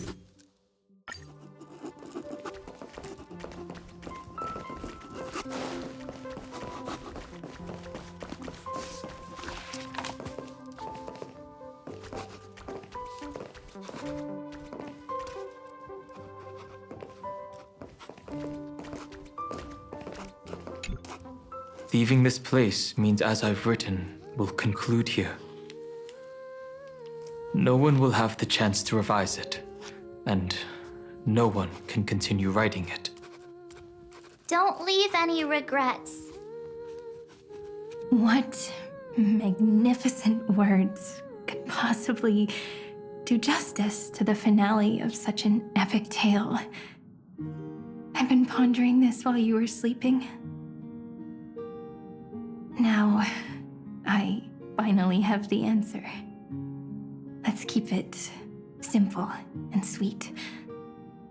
In our virtual extrapolations, we've lived through epochs longer than the lifespans of many stars. No language in this world, no written words, could ever carry the weight of this journey. In that case, let's not be bound by the minutiae of words. Those who understand its passion and romance will naturally be moved to tears by the final period placed at the end. And now, it's time to say goodbye to our readers. And so we reach the final page of As I've Written. Let's not leave behind any regrets, everyone. Everyone's here. Who wants to write the first line? Going first is the hardest job. I don't want to make a fool of myself. How about letting the great Imperator draft it for us? Are you all such cowards? Then I shall enlighten future generations, just like the 30 million cycles of flame chase. Without me, there is no world. Go think, observe, and conquer. What's wrong? Everyone's gone quiet. The great Imperator set the bar way too high. How are we supposed to follow that up? Where the Emperor leads, loyal subjects must follow. I guess only the Dux Gladiorum could possibly match that kind of overwhelming presence. Me? That suits me just fine. Once the deed is done, one should leave decisively, letting posterity judge right from wrong. Until we meet again in our next conquest, my dear dukes. The stars shall sing of the Imperator's great journey. I should have shared a drink with you all, Dux Goldweaver. Loosen up, High Ceilings. Life is like the ocean. Tides rise and fall, and everything eventually dissolves into the waves. So, sing your heart out in every moment of your existence. Whether it's a feast or the nihility that awaits ahead, I will find its radiance and sing its praises. May the next feast be eternal.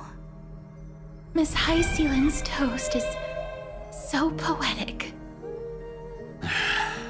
Does everyone have to be so poetic? In my opinion, we should leave some real words of wisdom for future generations. Next up, any volunteers?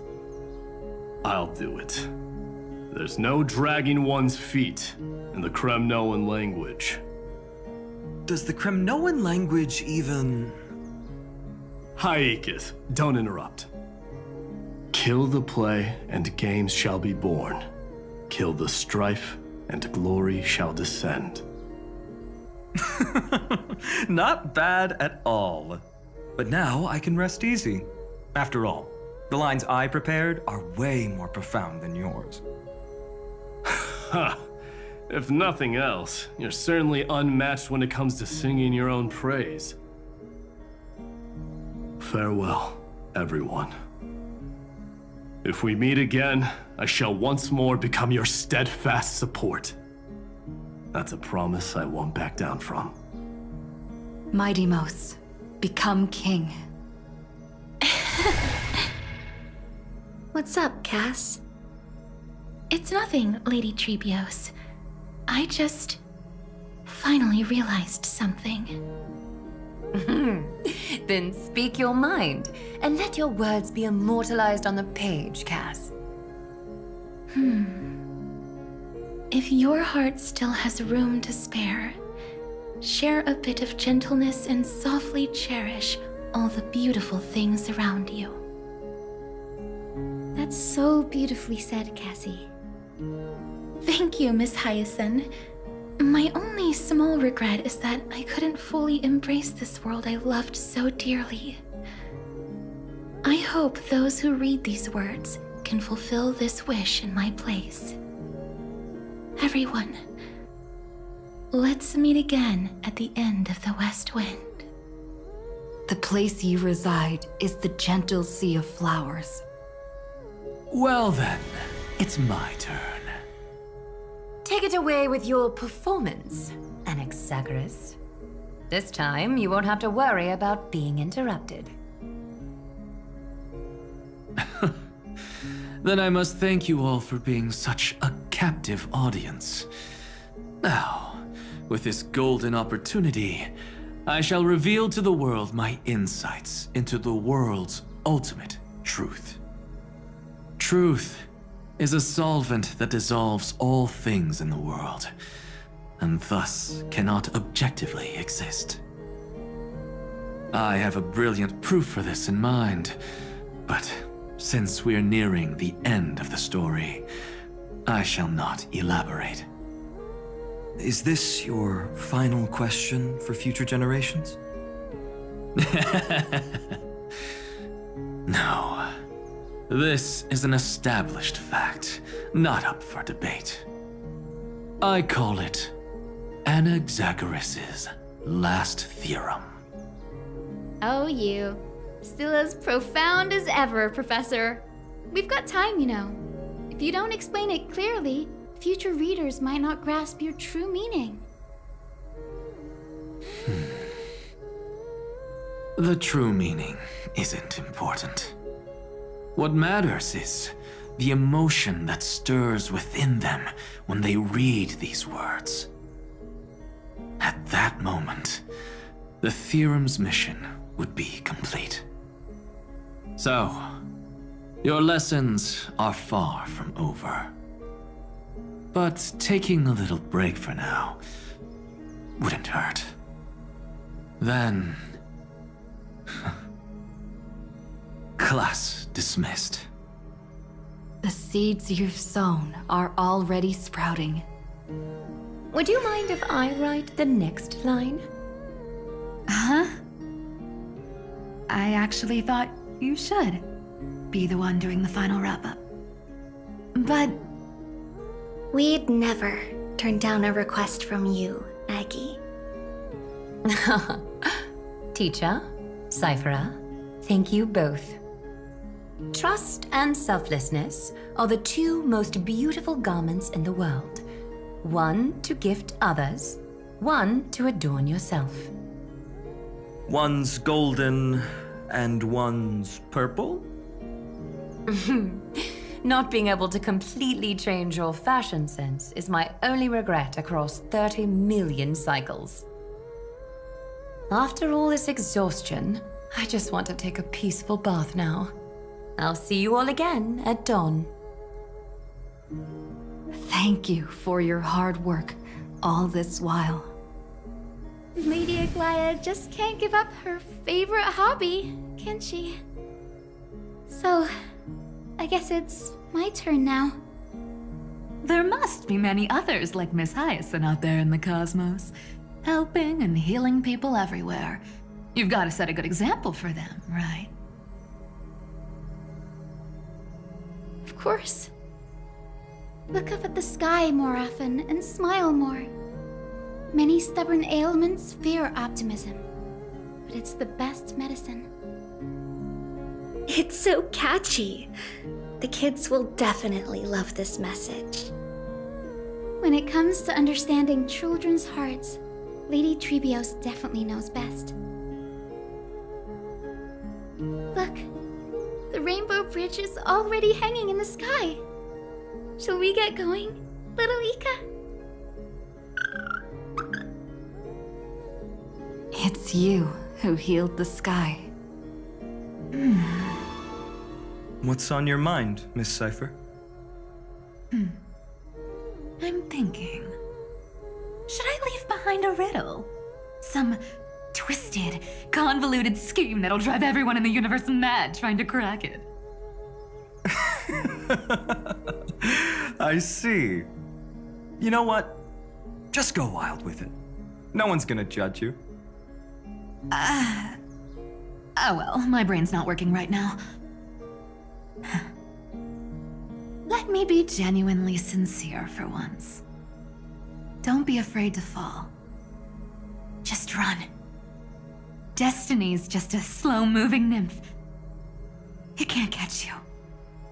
So in the end, little Syphy's message was the most straightforward one.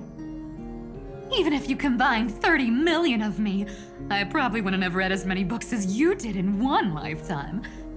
I won't pretend to be cultured before Big Sis Treeby, Trinan, and Trian.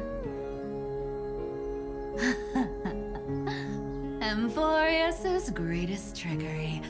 Gotta bounce now. Meow! Homeward you come, distant wind. It's just us now, Snowy. Yeah, teacher. But maybe I should... No, let me go first.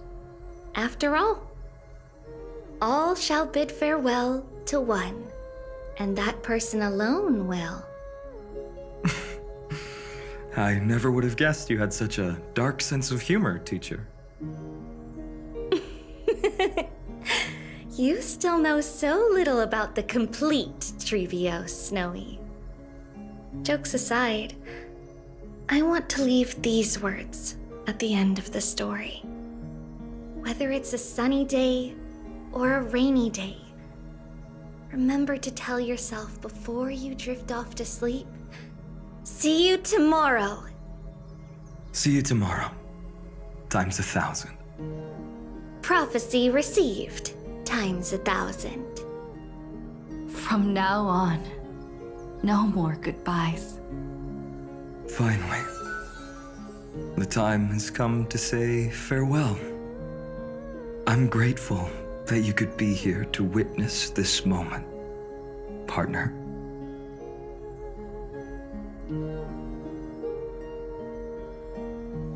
Well then, make sure you take good care of as I've written.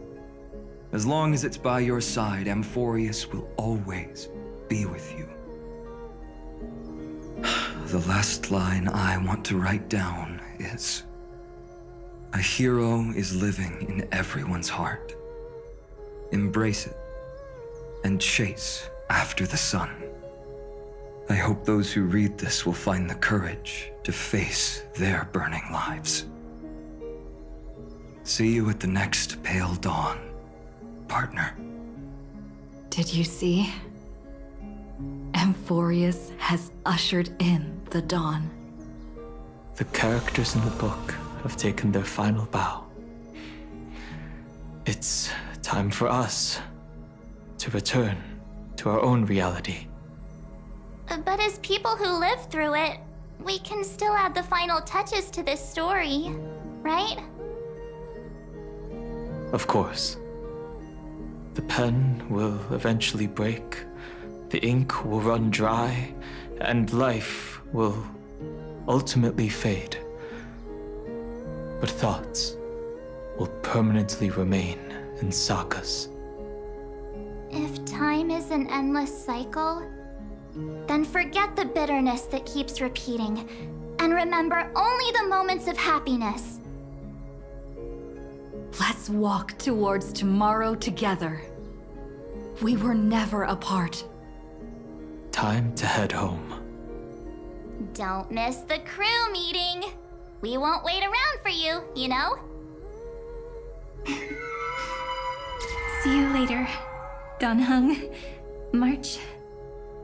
And with this, as I've written, officially comes to an end.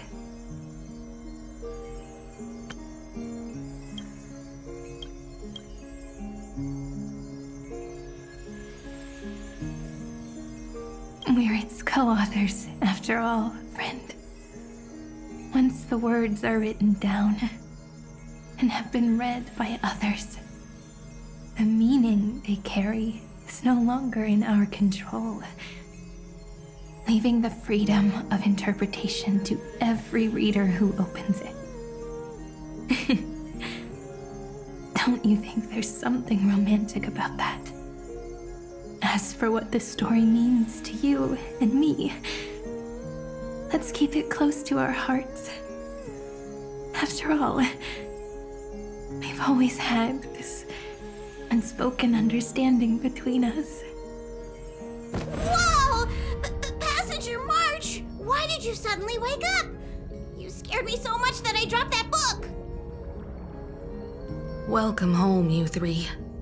Thank you for your hard work on this trailblaze. We might need to reshuffle the seniority rankings of the Express crew if we count the years you spent in Amphorius. Hey, I was the first one to get dragged into it. Does that mean I'm gonna be the oldest member of the Astral Express now? Miss March hasn't lost her innocent nature even after all these long years. In other words, she hasn't really grown up at all. Hey! This is the first time I've been able to examine as I've written up close. Miss Irene's handwriting is gentle, yet steely, with an underlying strength. I had no idea it was so sophisticated. Looks like I need to brush up on my knowledge in this area. Maybe start with a few basic books first to get your feet wet. Look who's talking. As if you're not glued to your phone in your room all day. Huh? Wait, something fell out. It's... Is that a bookmark? In a corner, unknown to everyone, there was actually an untold interlude that took place. I left it out of the story because it involved a choice. A choice I made for my own selfish reasons. Can you forgive me, friend? I made a decision on my own while you were away. I wrote everything about it on this little card. If you can find it in your heart to forgive me after reading it, please. Add this final note to the conclusion of As I've Written.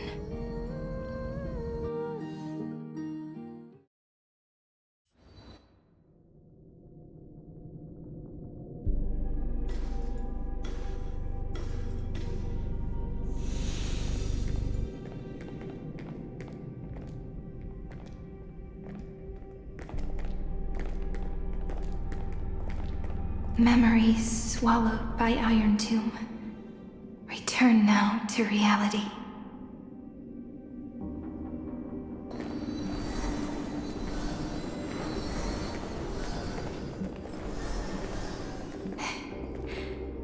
And don't lose your way. I finally found you, Cyrene. Demiurge. We won the battle.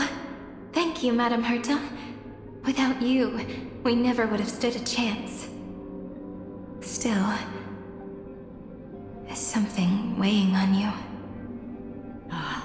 Right before I shut my eyes, inside the droid head's brain, I saw something unsettling. The fourth instant, this turning point in cosmic destiny, anchored by the erudition. It's not a single instant, but a process, a chain of events. So, this victory isn't the final piece of that chain? Far from it. This is only the beginning. The first toll of the death knell for the cosmos. That sorrowful look doesn't suit you, Madame Herta.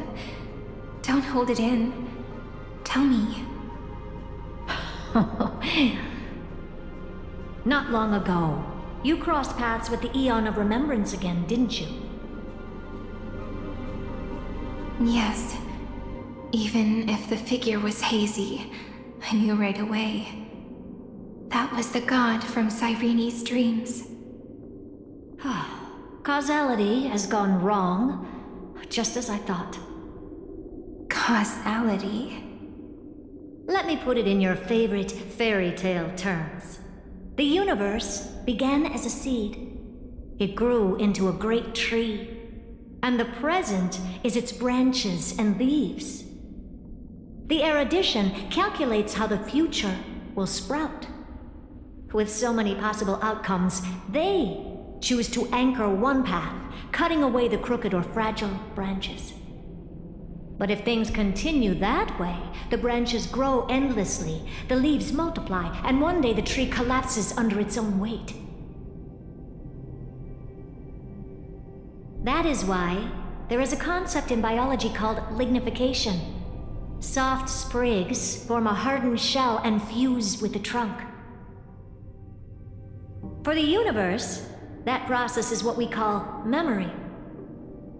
Under Fooley's record-keeping, the past becomes memory. In the corners, they forget. Even the events of the present become fruit without roots. So it is the opposite of the erudition. One calculates what is to come, and the other holds on to what came before. We were never meant to have to speak of this. But now, I finally understand what that chaotic matter around Emporius truly is. It is your memory. Your mind now stretches across the stars, allowing you to travel farther down this path than anyone else. My memory? Yes, you live in the now, but your memory remains in the past. Just like the Eon of Remembrance, a being made entirely of memories. What does that mean? Did they fall? No, quite the opposite. They have not yet been born. Remember, to carry out the mission of remembering the universe, they must ascend to divinity only at the very end of time. And at that moment of ascension, their memory stretches through the past, becoming what people now call Fooley.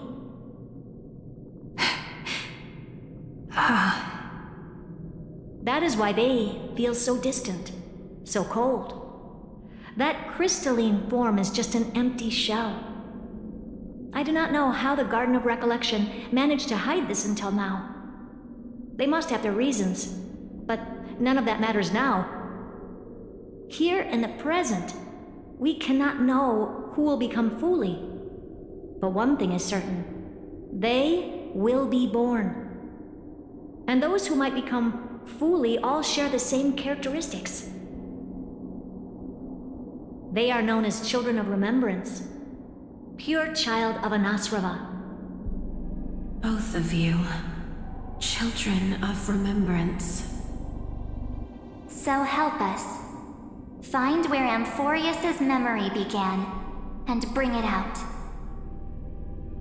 We are the sacrifice the garden used us. The pure child of Anasrava. Abandon us! So that name, it was never my past. It was my future. Or maybe it is the present. Noose has revealed to me two paths. And on both paths, I see you standing. The first, follow the trail of memory you have forged. Break free from this world and reach for the stars. That would mean Amphorius's causality will no longer concern you, at least not the person you are now.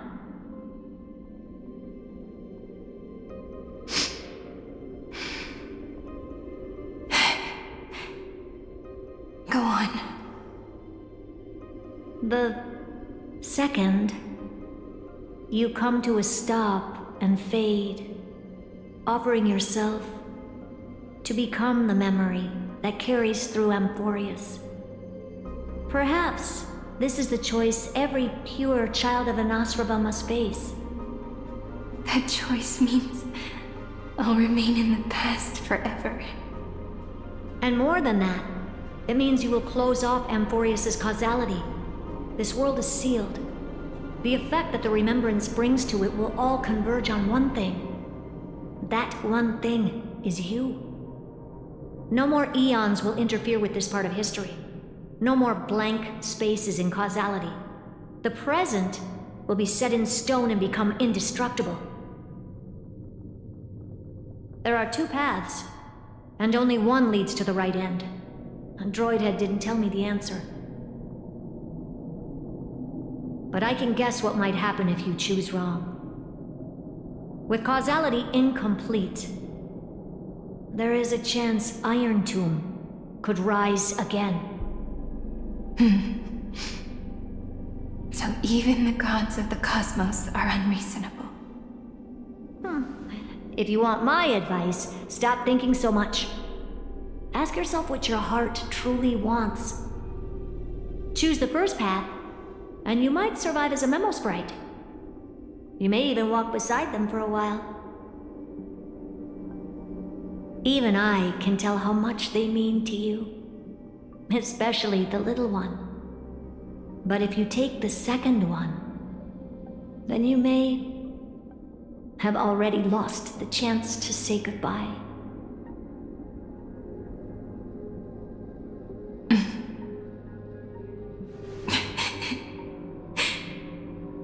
I have made my decision, Madam Herta. I thought you would need more time to think it through. The answer is clear, is it not? Still, I do need a little time to quiet the sorrow in my heart. Her kindness is always just right for the moment. I believe she will forgive me.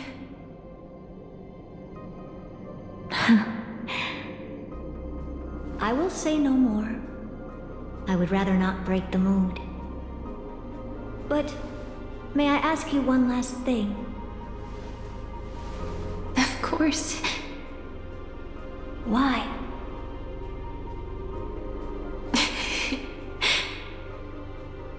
I once heard a saying that went something like this.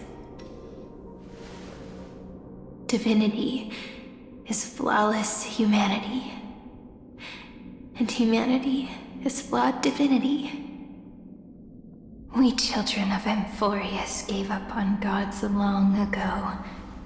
Those beings who love to play pranks on the universe. I believe in her much more than I believe in them. And I believe in who I am. As a human. Oh.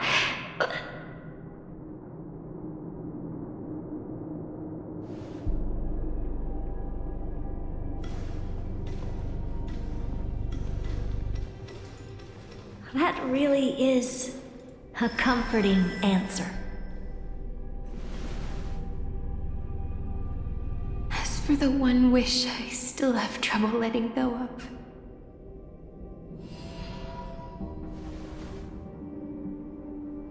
one will remain in the past. One will walk toward the future. I believe that the one I cared for most will witness on behalf of the ripples of past reverie every starlit tomorrow.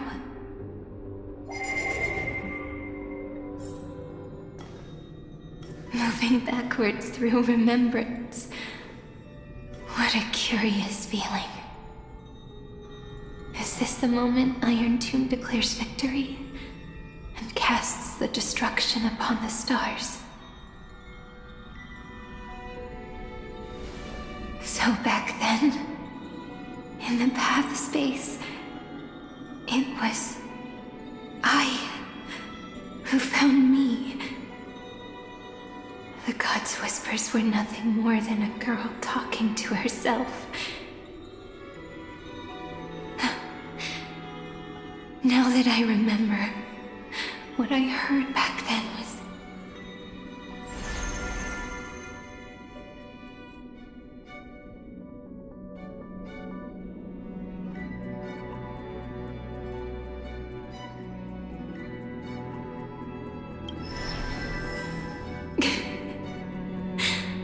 All I wanted to say was, don't give up.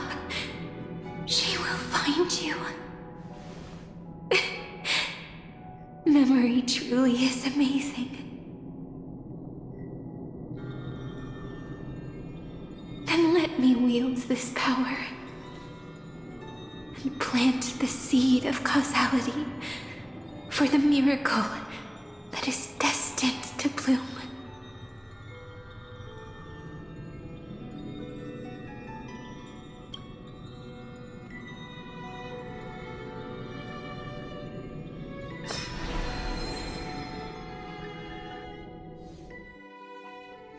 Even so, must we walk all the way to the very beginning of memory? It's such a long road. A bit lonely to walk alone. Then, would it be alright if I came with you? As long as it's Peach, even 30 million wouldn't be too many. One is enough. Take a deep breath, and then we can set off, alright? Follow the ripples of remembrance into the past.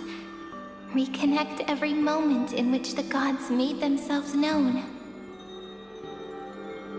Clearly, cause leads to effect. But now, the future gives new meaning to the past. Effect flows backward and nourishes cause. Maybe that is what makes memory so beautiful. So, let us return the way we came. Look back at every ripple that formed. Go back home.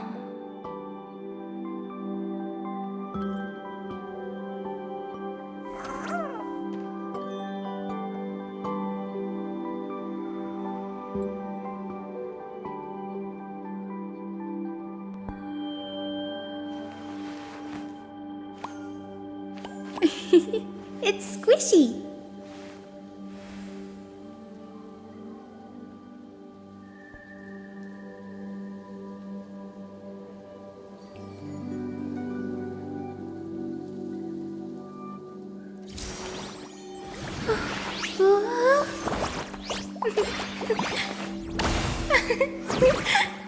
Let's have a break.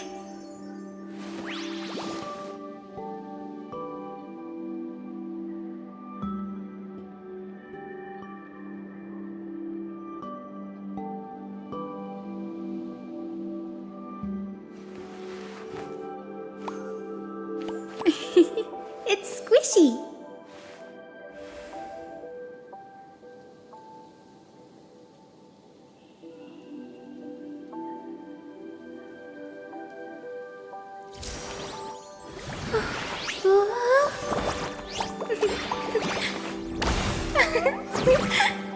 Let's have a break.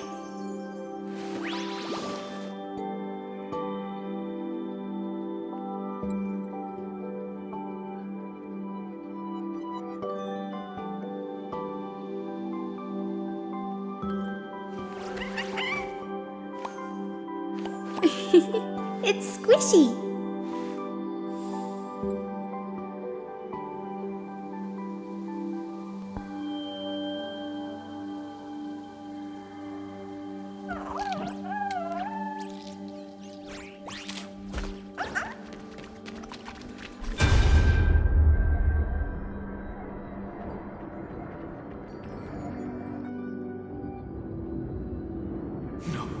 No! How is this possible? Breathe! Breathe! Partner! Partner! No. I have to get you out of here first! Just hold on!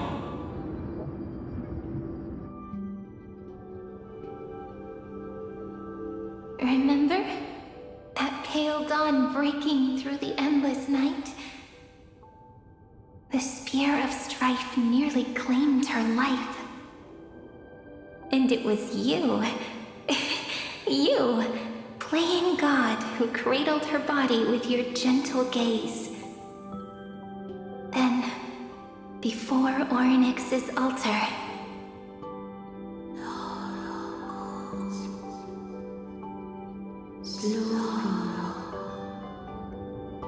even the Titan of Time mistook you for someone else. I never imagined there was a hidden truth behind our first meeting. The first time was also the last time I saw you, friend.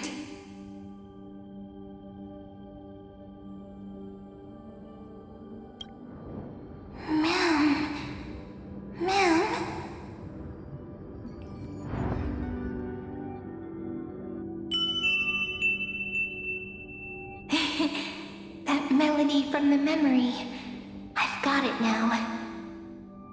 And so, the miracle was able to slip away from death temporarily. I'll leave her to the Casteress of the past.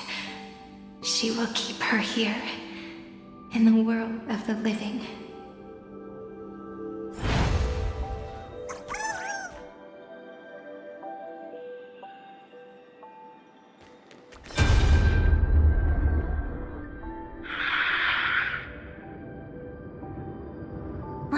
Darn it! What are these things? You're not taking me down. Not before I find a way to help her and Don Hung. If you've got a bone to pick, take it up with my six-phased ice. March wandered all across Amphorius for 97 days straight, chasing one goal: to save her friends. And with her bow and arrows, she brought down every obstacle that stood in her way. So that's how it happened. My skill with the bow. I owe it all to March.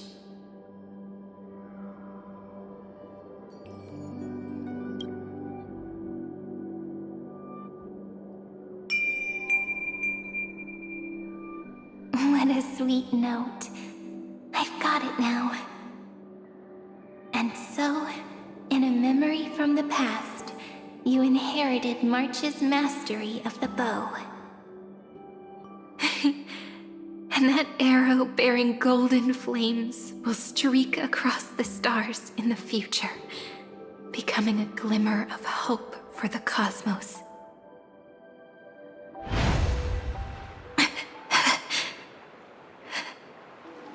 Are you okay?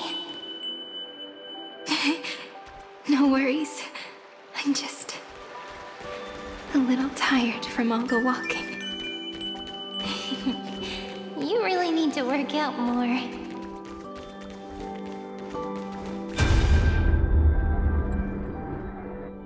The 3 paths interweave and fetter Amphorius, co-authoring the fate of the world.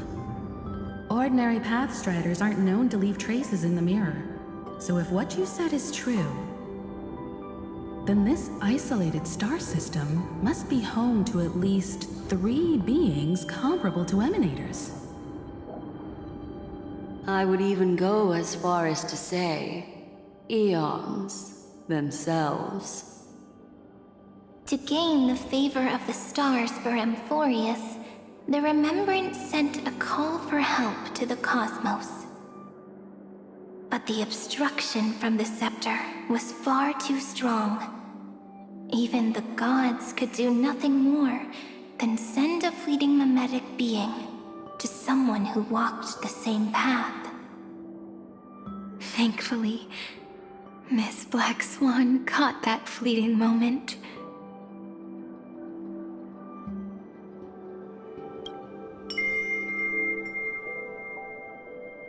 Though that signal drew some unpleasant attention as well. Looking back now, it was all worth it. The cosmos showed us a kinder face. Thankfully, she has a different understanding of the Remembrance. Miss Evernight once said that the Remembrance wasn't looking after Amphorius, but rather scheming and preparing to devour the paths. Her deduction was perfectly logical, but she failed to account for what the humans in this story could achieve. Maybe I have a scheme of my own. A scheme that will bring happiness to everyone. Please keep helping them. And the others in the future too, Miss Black Swan.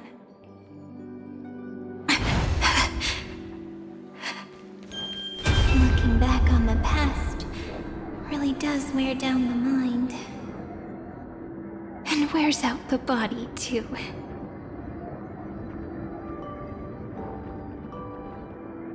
You need to hold tight to this ceremonial blade.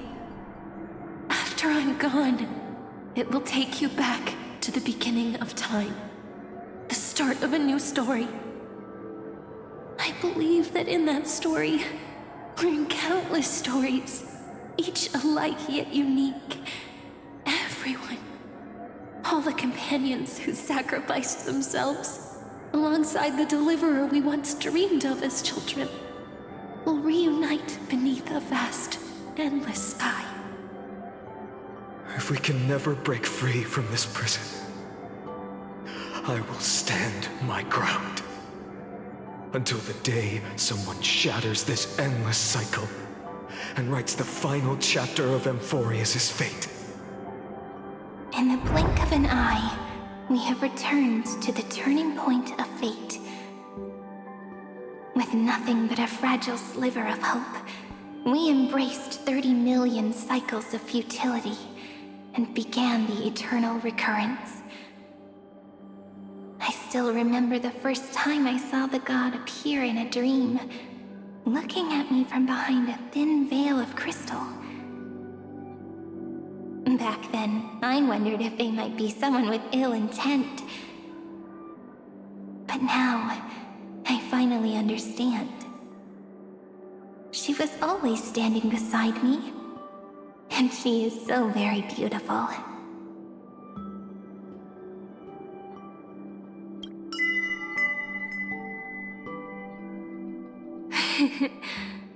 Causality really is a force that cannot be stopped. Even if I wanted to leave a few more words for Cyrene, it seems I no longer can. After all, you still have to leave behind your final consciousness and plant the very first seed. I remember what you once said. When a god sheds a tear, the thing reflected in the ripples must be the most beautiful thing in the world. But do you know what Amphorius saw when its heart was born? The first thing it saw was a name.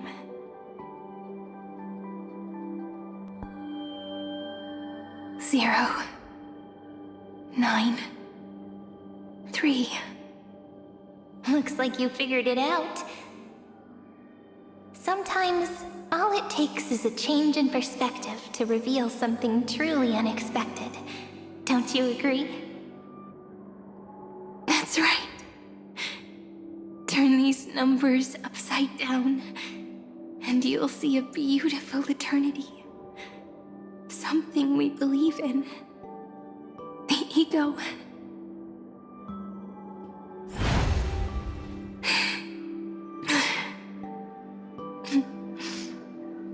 Looks like time's running out.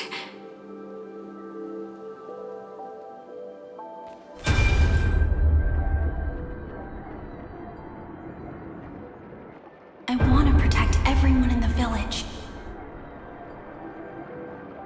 But can I really do that with the strength I have? I shouldn't think too much. Better finish the farm work Dad left me first. The hero within has been by our side since we were little. Finan has always been strong, but without that faint glimmer of hope lingering in his mind, would the weight of fate and endless recurrence finally break him? If only someone could place even a sliver of hope inside his heart, he would hold on and keep going. Yes, just a single spark.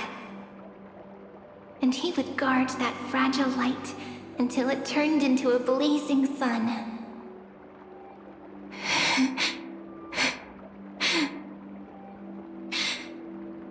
I no longer have the strength to make the hero within look like her. So, let me leave behind a prophecy for him. Take this wish with you. Be the hero who begins the mission of deliverance. As prophecy foretold, you will bear the blazing sun until the pale dawn breaks. Continue onward, bearing this world upon your shoulders until the Ashen Hero, the nameless deliverer, ushers in the dawn.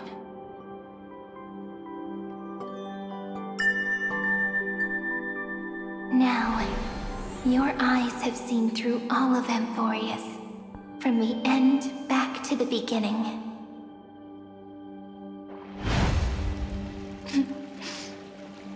Looks like time's running out. The first ripple was where it all began for me. 1, 2, 3, 4, 5, 6, 7. I thought they were just musical notes scattered aimlessly throughout memory. But they had already become part of this world. No matter how Amphorius came to be, right now it feels so gentle. As I return to where I came from, it wants to play for me once more that melody from when we first met. A simple, but beautiful melody. Give it some sunshine and the color will get even prettier.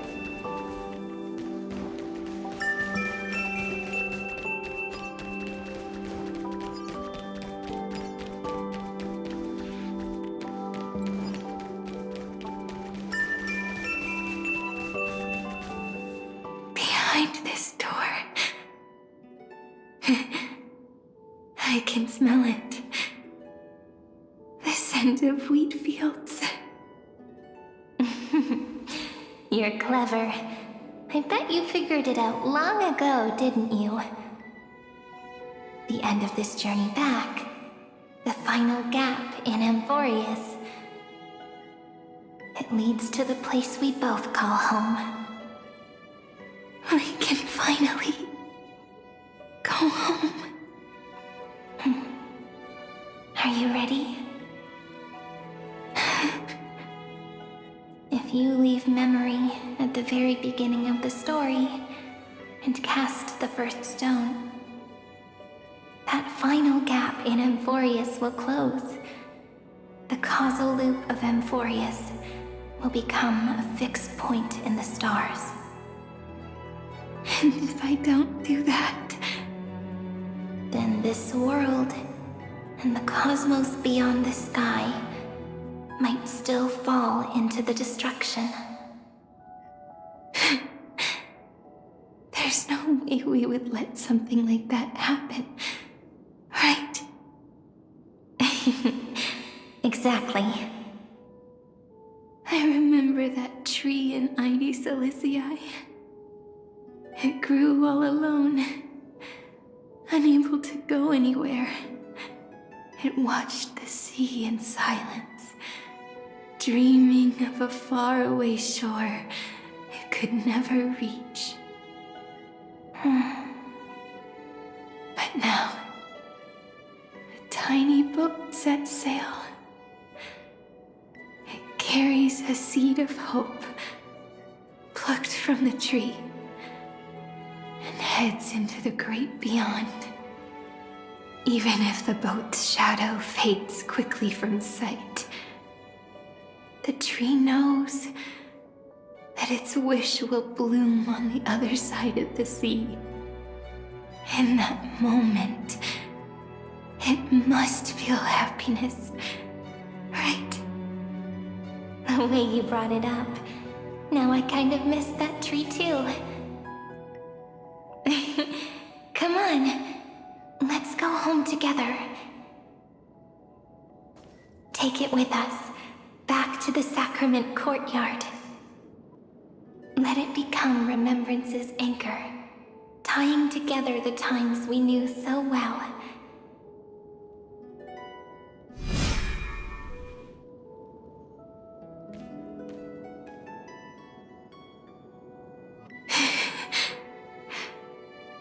Let's go home together.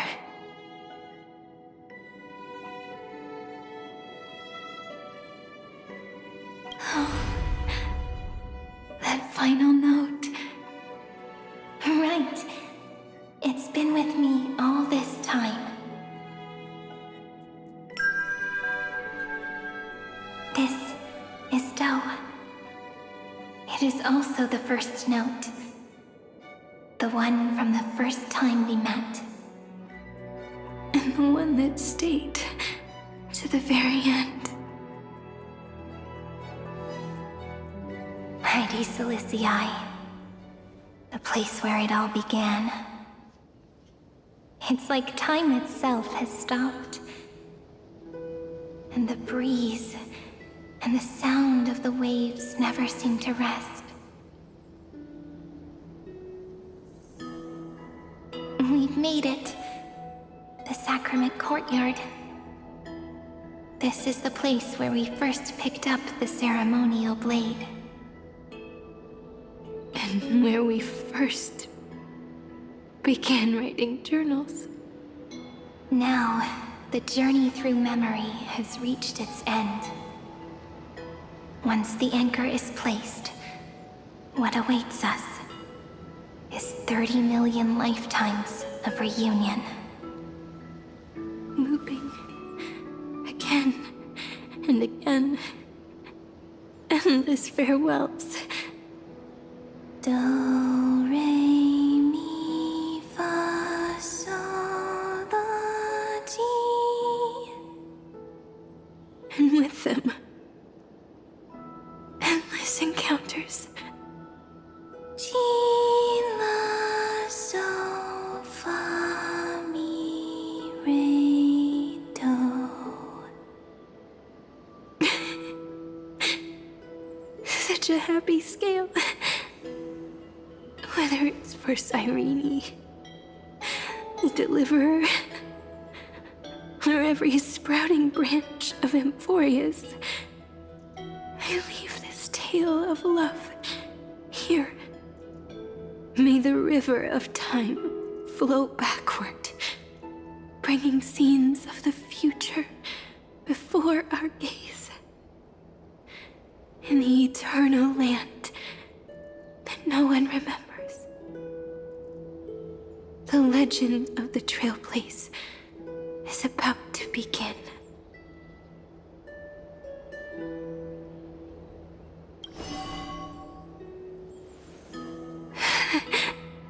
Is it all over now? My mind and my memories.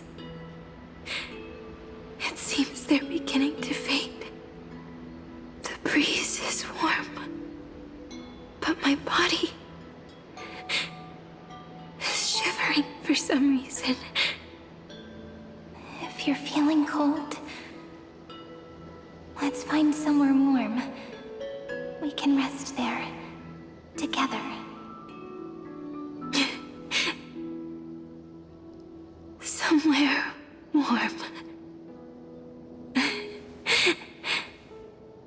I know just the spot. 405. 504. 093. 365. 432. 252. 496. 720. 618. 600. It's 216. 945.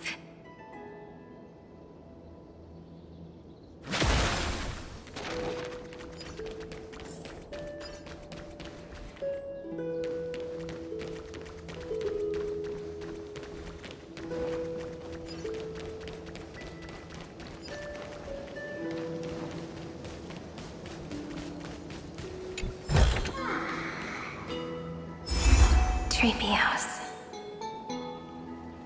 Suridra. March 7th. Danhound. Electra. Hyacinthia. Caslana. Anaxagoras. Aglaya. Midemos. Castoris. Cyphera. Cyrene. And you. Look. Everything is already as we've written.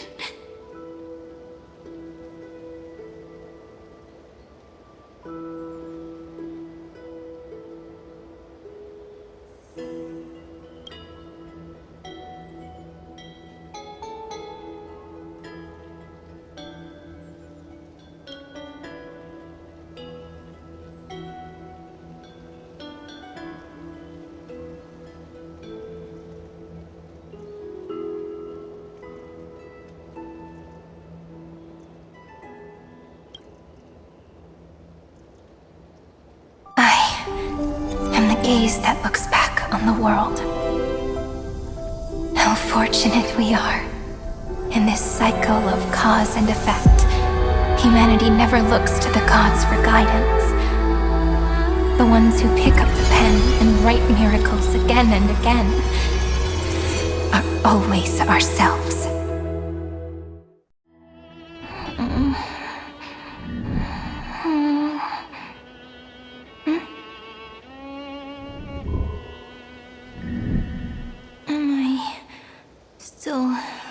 Awake?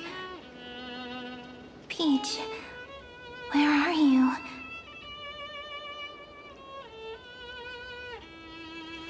Are you still here?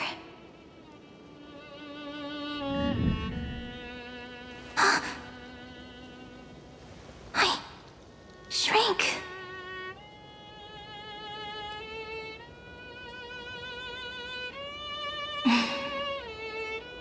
So that's how it works.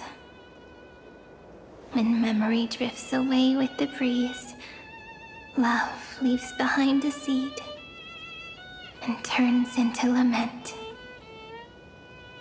Demiurge, Cyrene, Mem.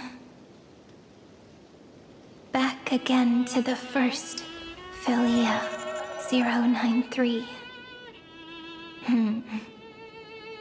I always do have my charm.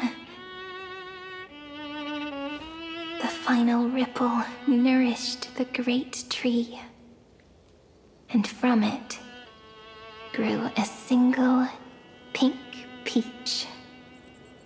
We've been playing for so long, and you still haven't told me your name! I've told you so many times already. You're just forgetful. My name is Livia. Livia. If you forget again, I won't tell you next time. Livia, got it. Then you have to remember mine, too. I'm... Piso. I always remember.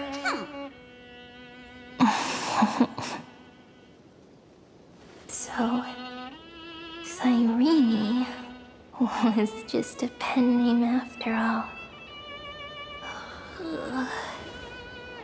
So sleepy. That drowsy little fairy barged into my mind again. The last of my memories are slipping away. I wonder what this world will look like when I wake up again. I remember a cry and my name, daughter of Mighty Celestii.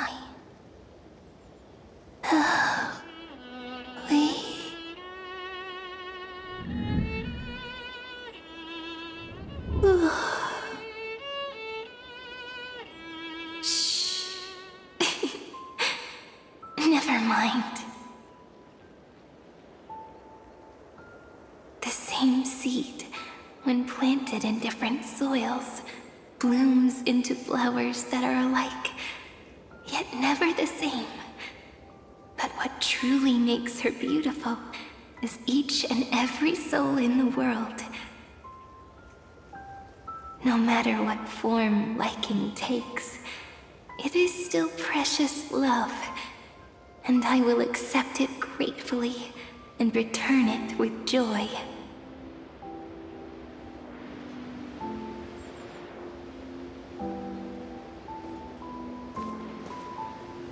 Do you remember my favorite story? That crystal flower was so beautiful because it reflected the eyes of the little fairy.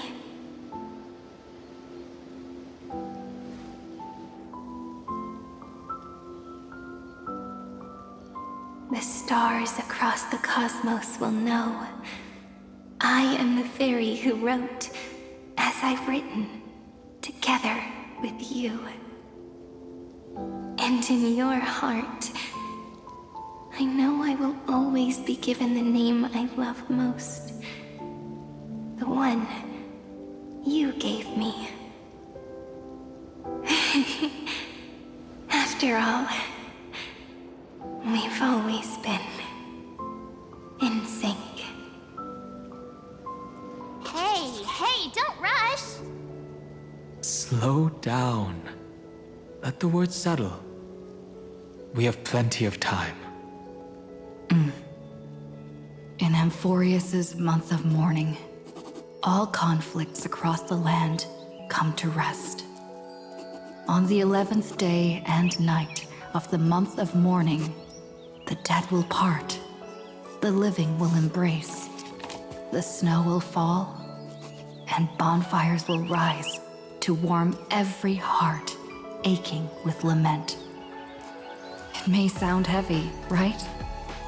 But on this day, laughter always rises louder than tears. Because people understand that parting is for the next reunion, and sorrow is so we may love more deeply. That is why this day is her favorite of the year. Under the same sky, across 8 phases of the moon, 13 heroes composed an epic together. 1 plus 8 plus 13 equals 2 11s. Would it feel more fitting if the rest were written in Miss Cyrene's voice? Agreed. Then, we'll add 1. A 1 like none that has come before. A 1 that blazes new trails. I make this wish. On the 12th day of the 11th month, 13 heroes will take every core flame ignited across 30 million lifetimes and scatter them among the stars. Later, when the people who know this story gaze upon the cosmos, they will discover that the countless stars in the sky now glow pink. And after 13 seconds, that radiant light will quietly fade away. It will be such a romantic, yet puzzling sight. But that's all right. They will keep that mystery close to their hearts, constantly pondering what the ego truly is. They will love. They will get hurt. They will rage. And in 30 million moments of helplessness, they will stitch their shattered hearts back together, again and again. But remember this well. Losses are a constant on the flame chase journey. There may be pain along the way, but you and I will never be alone. They will come to understand what it means to lose, and in the end, they will choose to let go. They will offer their hearts to this world, to every companion they walk beside. And they will take in the hearts of others and pass them onward. For every soul that exists in this world, there is a different ego, a different prime mover of life. There will never be just one answer, not even for love. But when people gaze into the night sky and love what is fading with the same resolve they have to praise the stars, I want that soft, gentle pink in the sky to tell them, love will always be answered. This is a story about love, and a story about how to answer it. Whether it is one we have already written, or one you are yet to write, it will be a romantic story, like none that has come before. You think so too, right? And a romantic story deserves an ending that is free and complete. When every clue and thread has found its end, and the weight of the pen is no longer constrained. Pour the spirit of trailblazing into it, and end this tale with the most pure and romantic period.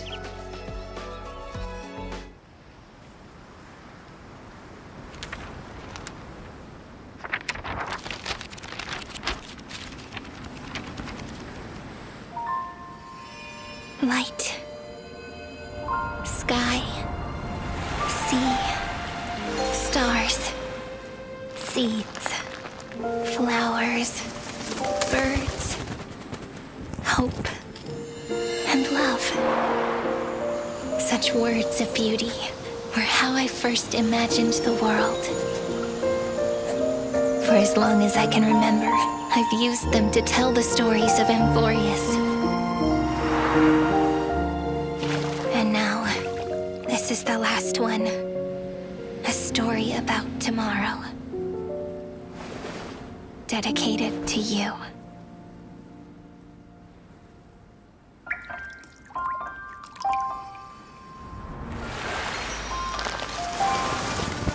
Once upon a time, morning glow, scattered light, shone on you and I.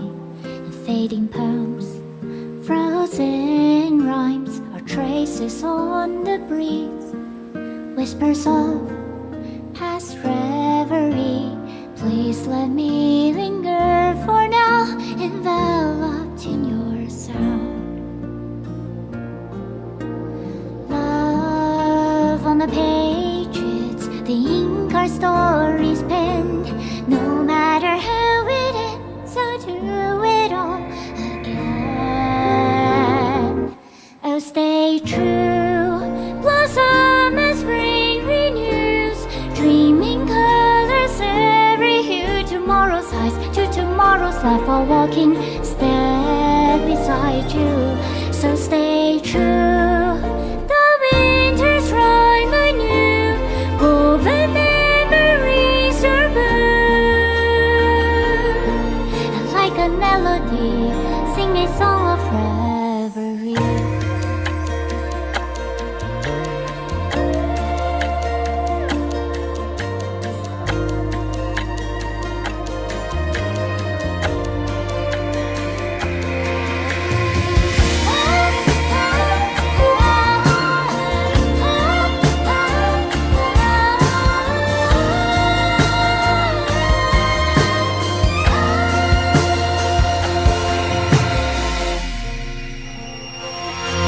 Please stay true, cherish your memory. Go with love, your hearts are key as rivers flow, as gardens grow. I hope you bloom in beauty. See you soon, after the end of time, in the mountain frozen rime.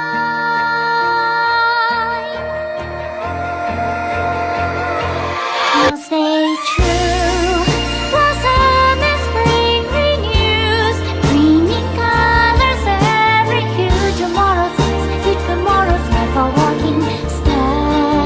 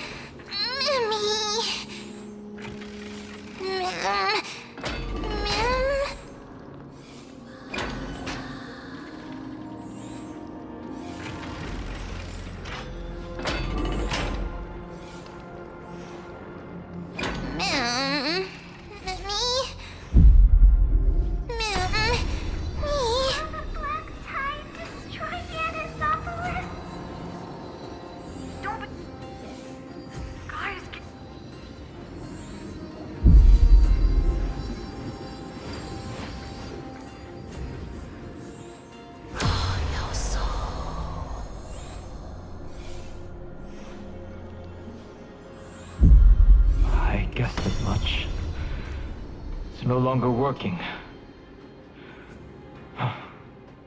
Looks like it's just the two of us out here now. Mammy? Me, mammy, mem? Yo soul. Mammy. Mammy. Me. Mem.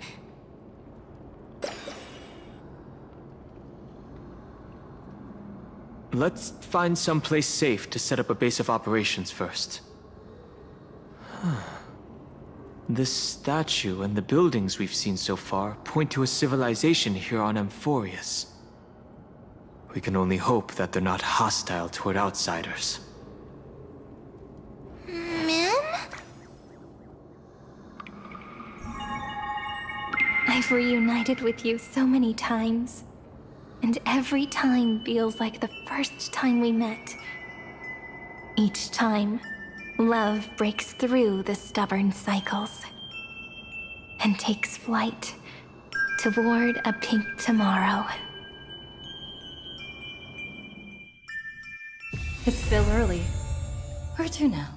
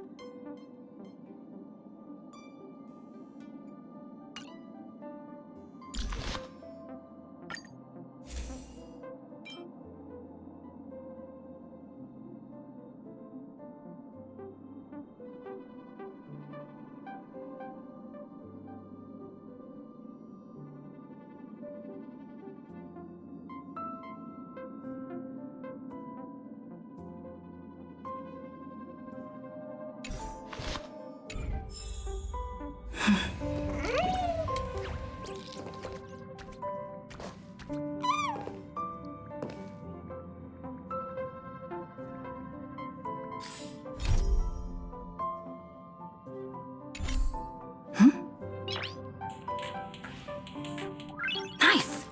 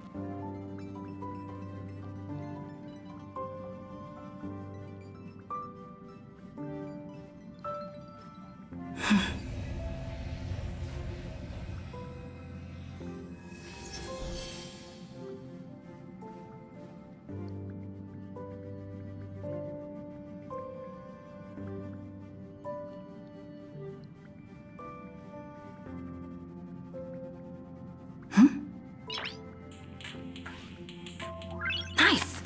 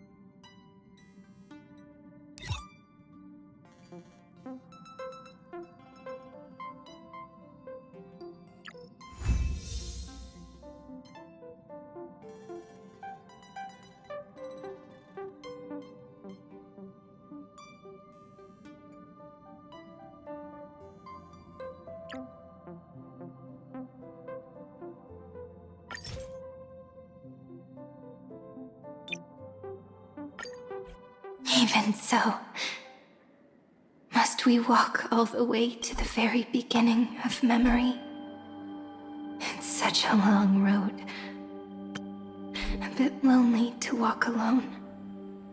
Then, would it be alright if I came with you?